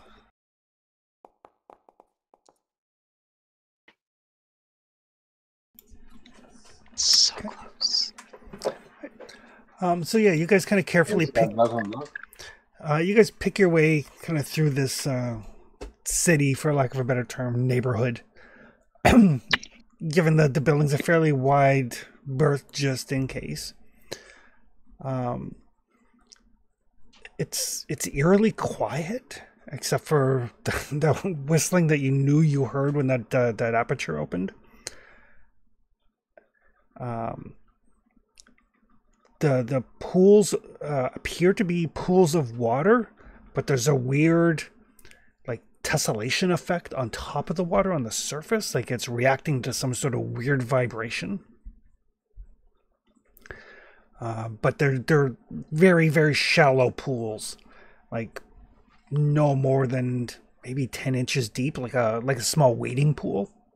Like you can clearly see the bottom of it. You clearly see there's nothing living in it, but there is something that is causing this weird effect on the water's surface. Chris, I'm gonna go so far say it shouldn't, not it doesn't, but it shouldn't rain here.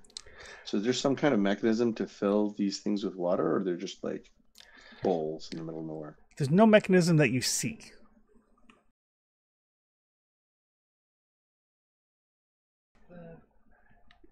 You're muted.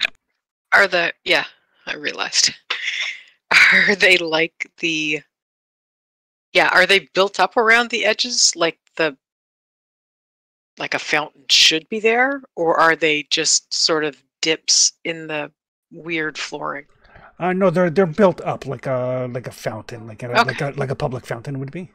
Like a deliberate pool, as opposed to something that's accidentally sunken down a bit. Exactly. And they are 100% not foot shaped.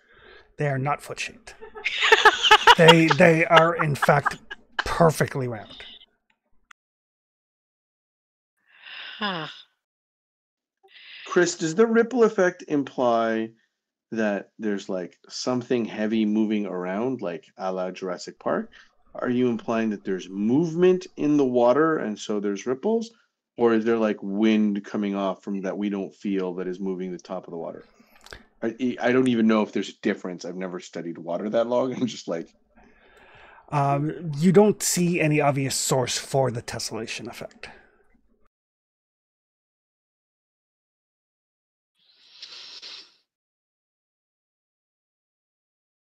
Okay, it just gets added to the creepy things and then we kind of skirt it and keep going?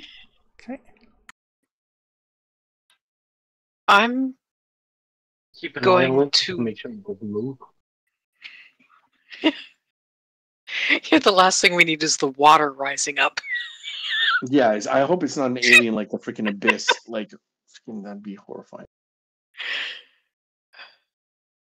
They're not pools of water. They're just beds for the watery creatures that live in them. No. Evelyn is going to start whispering under her breath. All right. What are you whispering? I'm going to whisper, I brought coffee and alcohol.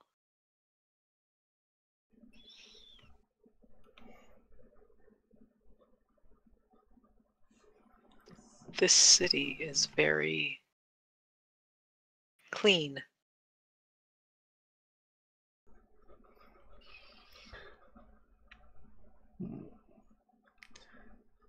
You are on your way. I don't know where I'm going.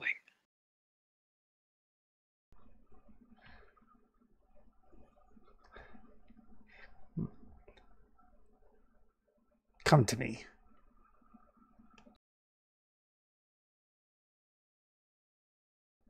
I don't know where you are.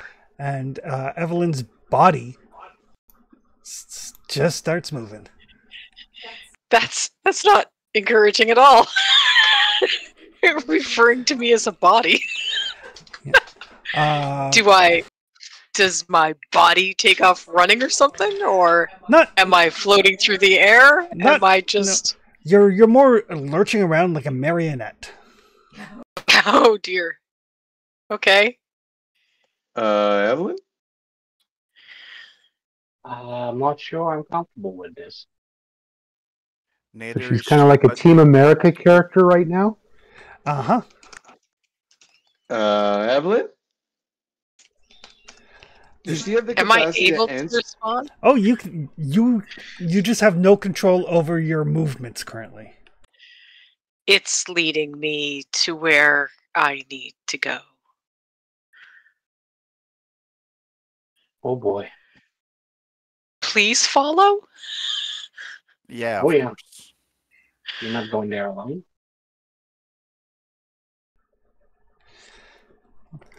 Chris, I'm going to take out my elephant gun Okay. and load it. Okay. On the upside, we don't have to look for open windows and people shooting at us. On the downside, she's being controlled by something else. Yeah. And not very gently either. So Glad yeah, I've got both working legs and I don't need my cane. so Evelyn's herky-jerky movements basically carry you down this corridor past a branch that goes off kind of like northwest-ish, past another generator setup. This one is operational.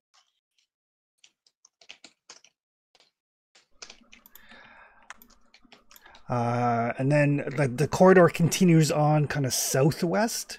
But Evelyn's body kind of like herky jerks its way up to the northwest. And is fairly rapidly approaching another barricade.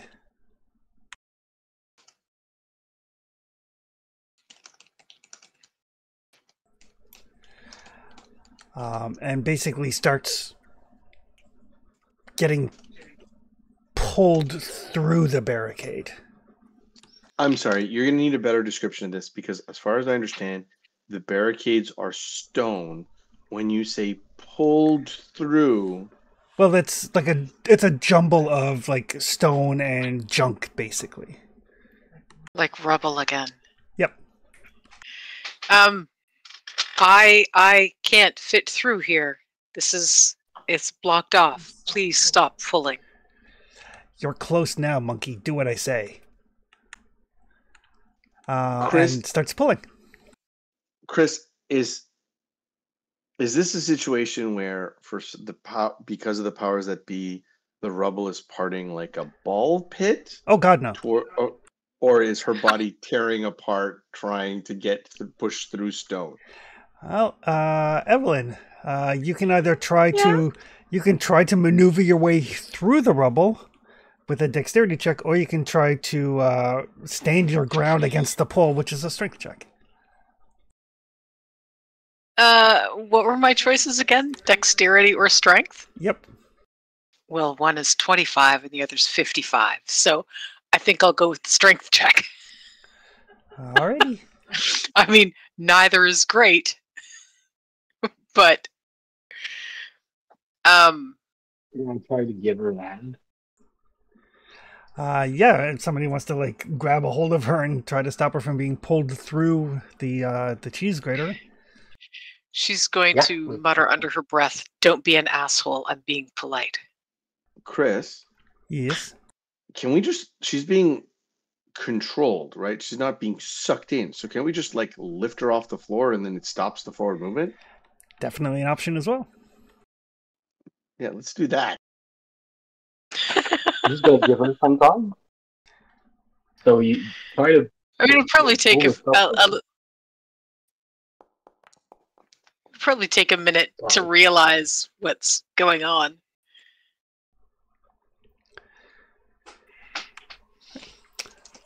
Gain you some time for you to clear the way. So yeah, Evelyn, realizing what's happened, you manage to like kind of plant your feet and stop yourself, and then they kind of grab you and lift you off the ground. And the voice in your head is like, "You were close.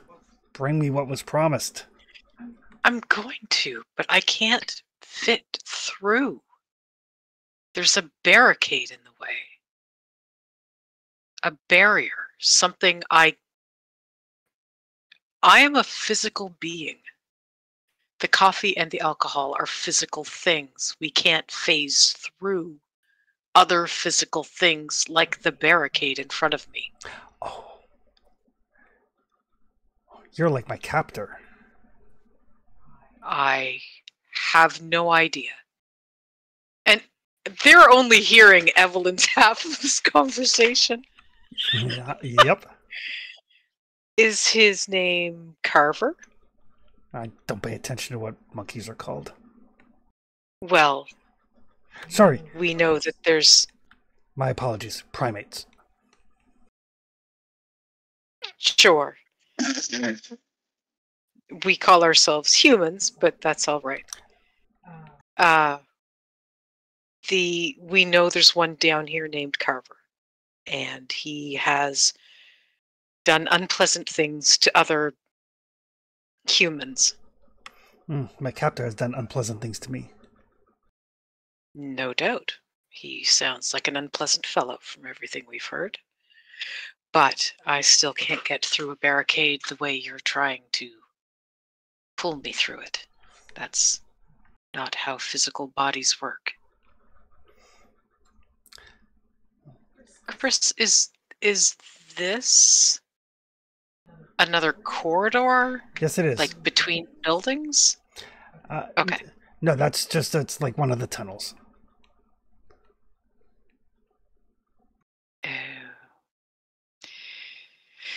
So we're going to need to either find another tunnel that will get me to where you are,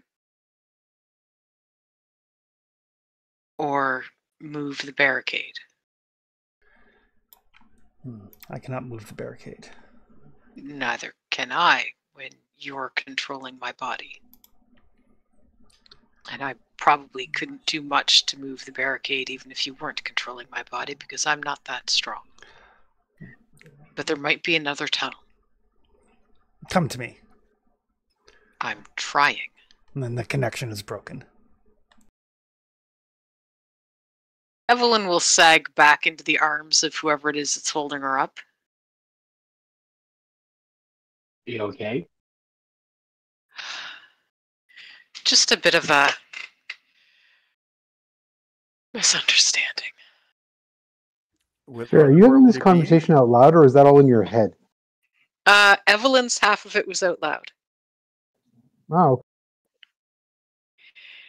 Just a misunderstanding about physical beings and physical barriers and size differences. So we're going to, now that it understands I don't flow through things like water, we're going to try to see if there's another tunnel that leads that way. And she'll gesture toward the barricade. It's So that it's way. the thing that's down here.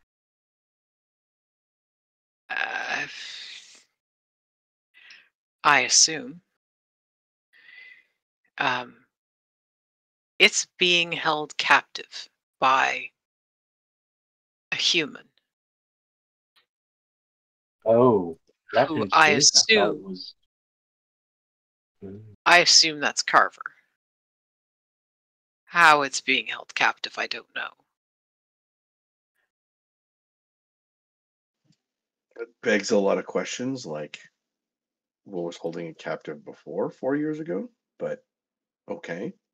How is it being held captive and still able to move me around? Oh. Oh. I bet that's why he has them all burned up. So they can't be controlled by someone else.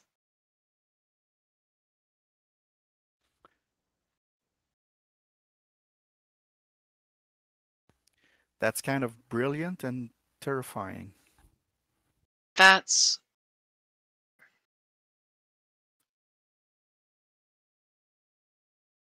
horrible.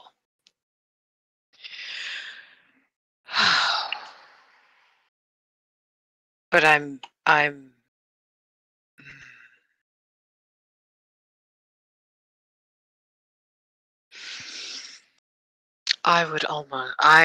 would put money on that being why. Make a Cthulhu Mythos roll, Evelyn. Or occult. Oh, Either one would be applicable.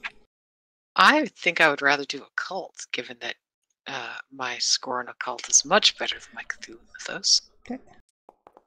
Somehow my Cthulhu is Not good enough for that, though. Wow. Go, Eugene. 100. All right. So Evelyn, You should not miss those rolls.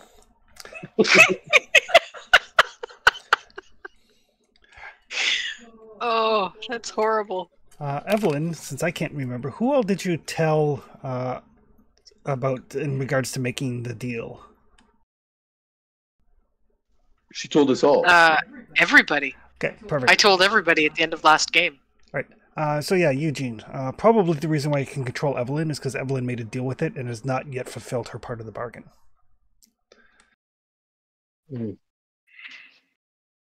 Yeah. I think he would be able to control the worker, even if they're lobotomized, if they had made a deal with it. I think he can reach you just because you have a link with it. Oh, that's possible too, I You're suppose. probably going to be free once the deal is done. And if they can't think, they can't make any sort of a bargain. Yeah. I We're think probably going to give him it's a little understandable help. as to why he can move me.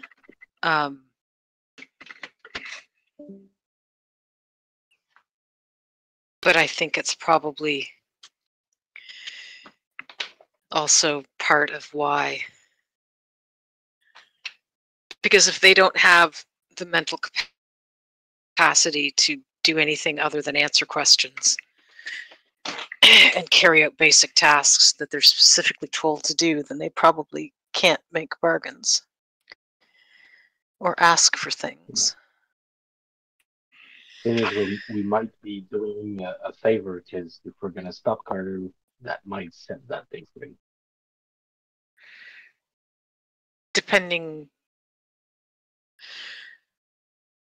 Well, I mean, my agreement isn't to set it free. My agreement is to bring it alcohol and coffee. Oh, yeah. So I'm just saying that once incidentally we're going to deal with that. Yes. I wanted to ask beforehand, before we got there, do we want to talk with him, or do we want to deal with Carver? him? I don't know that. I don't think Carver's going to give us an option to talk to him. I don't think Carver's going to be interested in talking at all. I think Carver is interested. If you confirm me that he's not going to be interested in talking, I might take the jump on it. That's what I'm asking right now. I mean, from everything we've heard, which granted was from a naked man in the desert, Carver he just wants power for Carver. Yeah. He's not this being. Once I explained that I was in a physical body being met with a physical barrier that my physical body would not pass through, it stopped.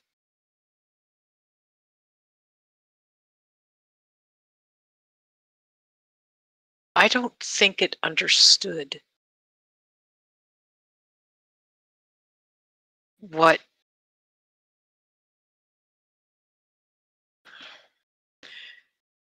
I don't think it understood what it meant to be physical. Yeah. In the way that people are and barricades are. I don't think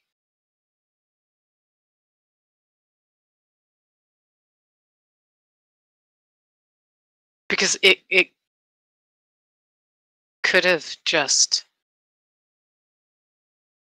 pulled me through like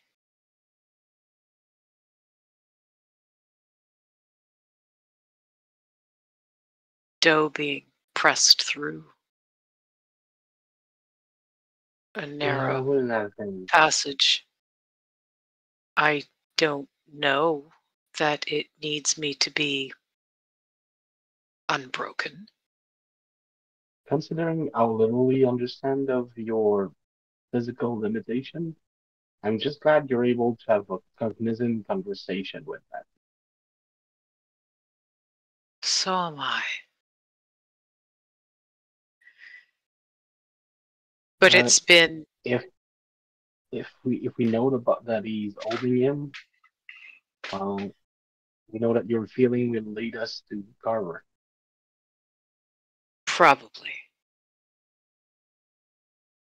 I mean, I don't think it's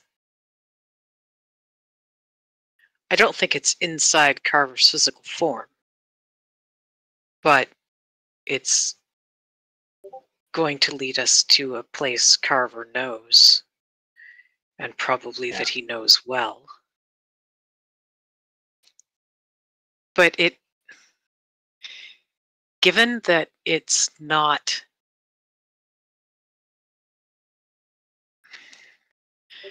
I don't know how to describe this to people who haven't studied the occult for most of their life. How do I phrase this so it makes something that resembles sense? Given that this being seems to be of a spiritual nature, something that has never had a body exactly, or if it did, it certainly wasn't recently.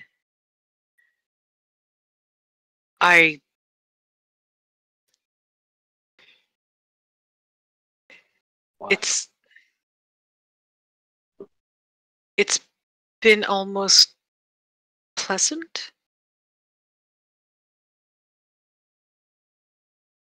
You sure have a funny definition of fun. Which part? From what we know. The part where I went blind, or the part where it tried to pull me through the barricade? Because either one of those is nothing compared to what it could do to me if it wanted to.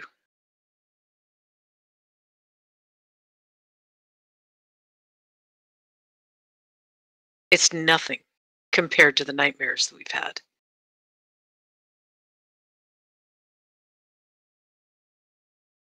So I don't.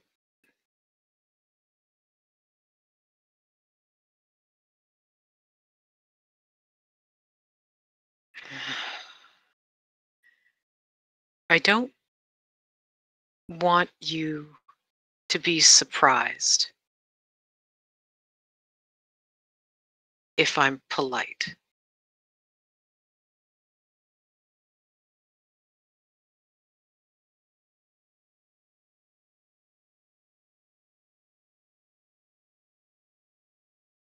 I'm not being worshipful. I'm not planning on becoming some sort of devotee or priestess or anything like that.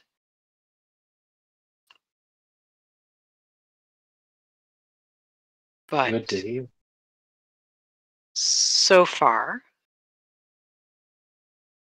it's been polite, and I think it's only sensible to be polite back.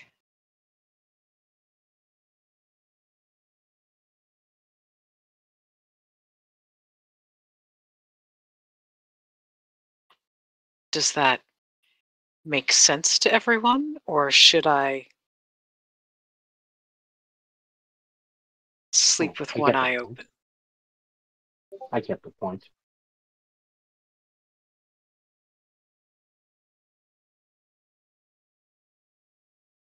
Sense is a And big just, word, but I understand, I think.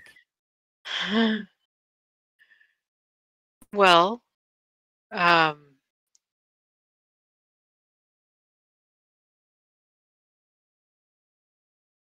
would think this being is what most people would call a god.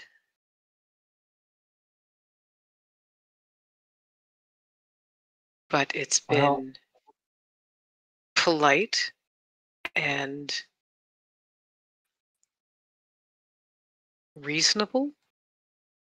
Some of the few things that comes from this madness that is on our side and understandable. Because that's a lot. I don't know that it's on our side necessarily, but it did give me the information I was looking for. I should have put it In exchange. On our side-ish. In exchange for just experiencing something it hadn't experienced yet. So, and it didn't ask to devour my soul or my flesh or the blood of my companions or anything like that. So I'm going into it with good thoughts. From the few things that we know, they've been trying to retro-engineer a machine that comes from the ruined ear, and that thing is linked to those ruins, and those things predate humanity. Not sure if it's a god, but at least it's something that comes from that. It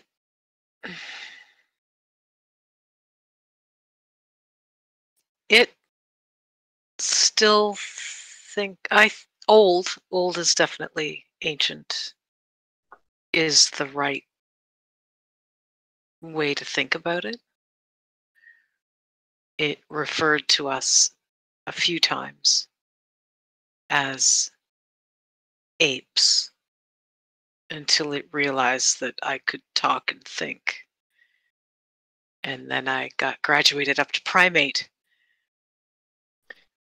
I have a It feeling understands- that if things predate humanity, it saw the coming of humanity as primate taking over. I think when it was dealing with this city on a regular basis, who was around? Alvin was around with the painting in London and the things I saw there. Did I ever explain that to you or just to Luther? As you guys are having this discussion, everybody give me listen rolls.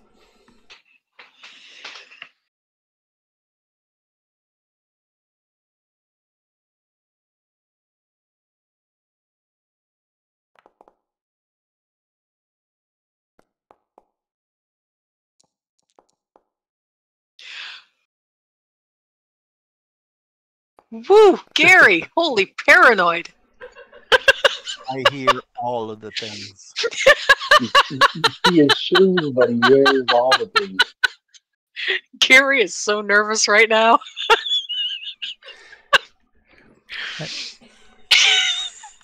So as you guys are having this discussion, Gary and Eugene, you hear voices. Like not in my head. Like not in your head, like actual real voices. I'm gonna interrupt myself and make a shift sign with my fingers on my map. With that roll, although Gary must have heard it like 2 minutes before me. And the voices are coming from down, basically down the T junction that you guys are up. since you guys haven't moved from where Evelyn almost got pulled through the rubble. And it sounds like there's more than a couple voices. We better. How many? I mean, Gary, there's about 12. 12 vogies on our. And one of them has 275 in his pocket. Where's the size 10 shoe? Untied.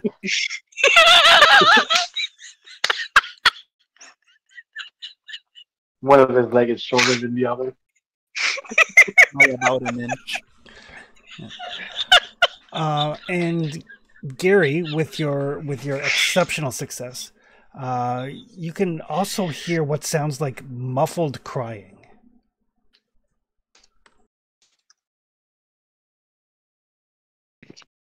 Muffled crying. Is it a woman, child? Man? No, it sounds male. There seems to be a prisoner or something. There's crying in addition of the 12 people coming in. Oh shit! It's no bar mitzvah. Oh, I can tell you that. I still think we should hide, but let's try to have a look on who's there, bringing where.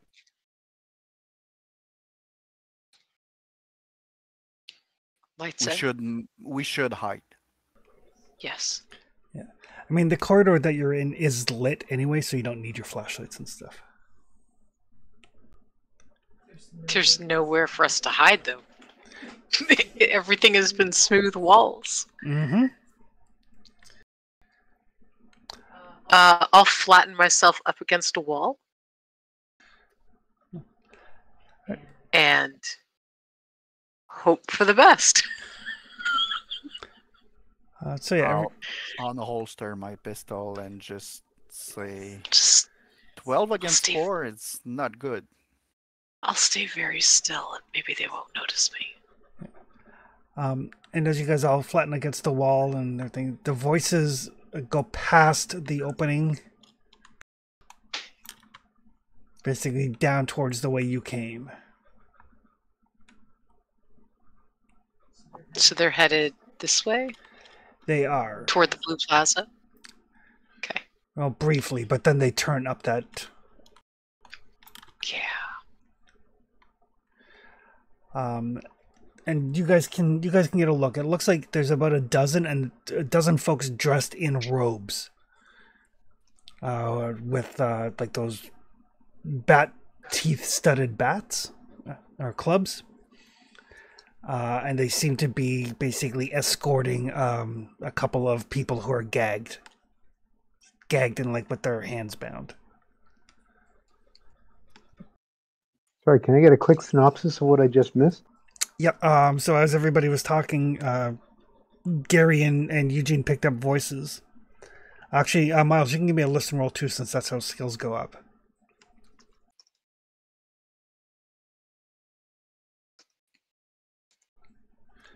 But there was some voices. Gary identified it as like a dozen voices, including some that sounded like muffled screams or cries. Everybody kind of like pushed themselves up against the walls, got into an angle where they could get a look, and it looks like there's about a dozen cultists escorting a couple of people, basically kind of back towards the way you came, and then they're hooking around up to the northwest.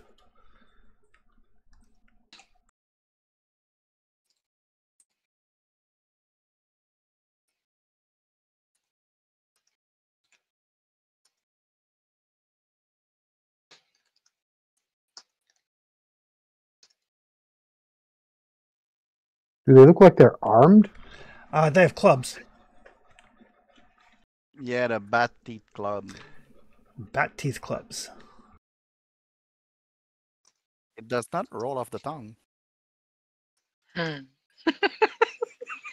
Sorry, and they're That going was in which terrible. direction? Northwest. In the tunnel above ours.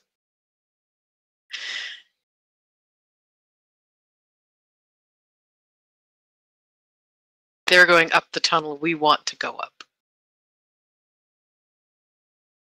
So we're gonna have to kind of follow them Yeah. stealthily. Yeah, they're basically going that way.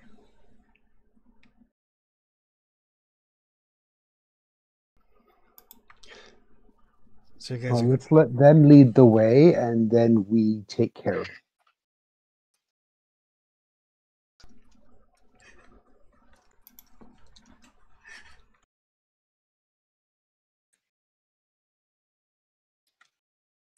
I hate everything about it, but let's do it.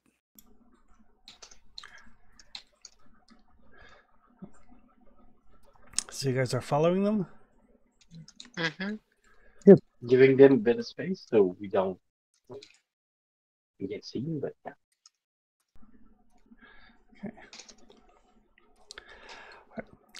So as you follow along, giving them significant distance,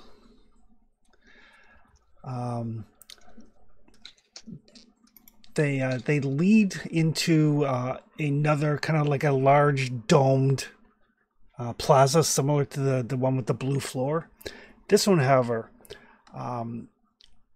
it's huge. It's about 2,000 feet across. It is a perfect hemisphere, like the walls arch into like a full on hemisphere. The floor is like a gray stone as opposed to metal. In the very center of this room, there's another like circular thing about 500 feet in diameter that pulses and glows with a strong purple light. Around this large room are statues. Uh-oh. What are they representing? On one side of the glowing small hemisphere is a 3-foot-high stone block, which very plainly has been dragged in and has dark blood red stains on its surface. There are ashes and charcoal marks on the floor. Behind the stone is a 25-foot tall statue of this black winged creature constructed of tree branches and human bones nailed and tied together. And then flanking it are statues that you guys can roll Cthulhu Mythos for. Sorry, Chris, this circular structure is what? Like a building? It's basically like a dome, like you're in an underground structure. It's basically, think of it as like a chamber in a D&D dungeon. Okay.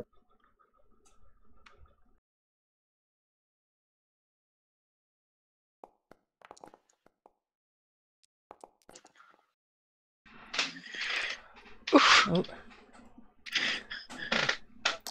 Right. Evelyn, you recognize the large statue at the back made out of the tree branches and human bones is a representation of Nyarlathotep as in the father of bats aspect. The other statues are Cthulhu, Azathoth, Yog-Sothoth, Cthugha, and Shub-Niggurath. Shub-Niggurath is the dark goat of the goat of the woods, mother of 1,000 young. She's like a primordial nature deity sort of thing. But I'm going to need Evelyn to give me a sanity roll. Yeah, I figured you might.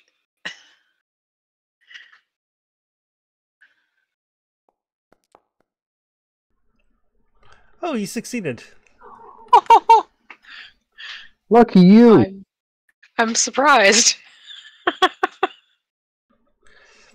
Can you put the other statues' names in the Discord channel just so I can add them to my notes, please? There you go. Thank you. So yeah, as these cultists kind of file in along with their two guests from the other side of the room, from the far side of the room, some more cultists, including a gentleman wearing very intricate robes. It looks like you guys are here in time for a ritual. That's a fancy word for sacrifice, eh? That is a fancy word for sacrifice. Very much. So yeah, as this fellow kind of steps forward in front of the statue of Nyarlathotep and kind of raises his hands, and the cultists, but the ones coming from the north and the dozen that came up from the south, there's about 20 or so.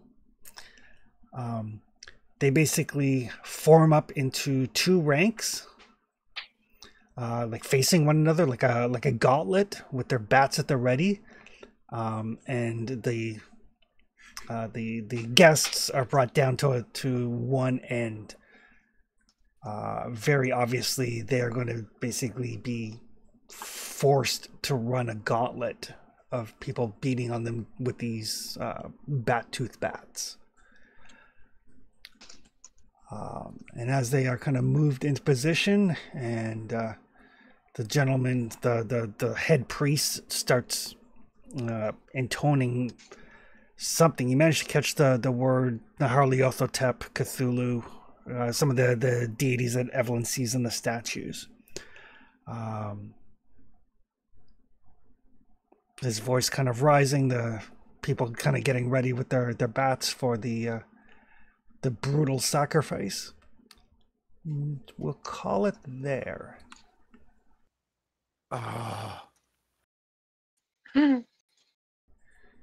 This is a cliffhanger. He likes his cliffhangers. No, I very don't know much. if you say thank you or. But, That's. I think a low. I'm usually half and half. I mean, I played enough of his games that I tend toward the goddammit, but I figure I'll give you guys like a week to decide whether you want to deal with 20 cultists and a high priest or not. I'm wondering what would happen if I Used magic? Because that has gone well in the past. If I'm close enough to pour out the coffee and alcohol. Oh. Or if I need to do that elsewhere. I'm wondering, Evelyn's first thought is, I wonder if you could help me stop this. But yes, very much wondering if I pour out my libations, will the creature I've been speaking with make this stop or join in? Really hoping he would make it stop, but I don't know for sure. Oh, you've got time to figure it out. Yeah. So everybody can roll for their luck recovery in case you need it next time. Ooh, nine more points of luck from Miles. of course. Yay! God. Considering how little I had.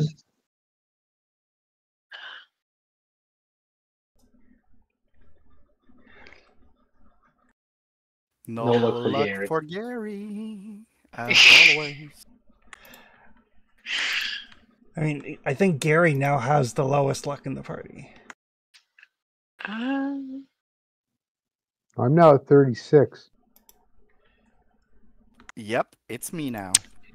Yeah, you're two below left, or you're two below Eugene. Yeah. All right. So yeah, we'll see everybody next week in time for the sacrifice to Nyarlathotep. Yay! Have a great one, guys. Have a good night, guys. Take care, everybody. We'll see some of you tomorrow for Forbidden Lands. Yep. Night, guys. Have a good night. Night. Thanks for the game. Yep. See you tomorrow.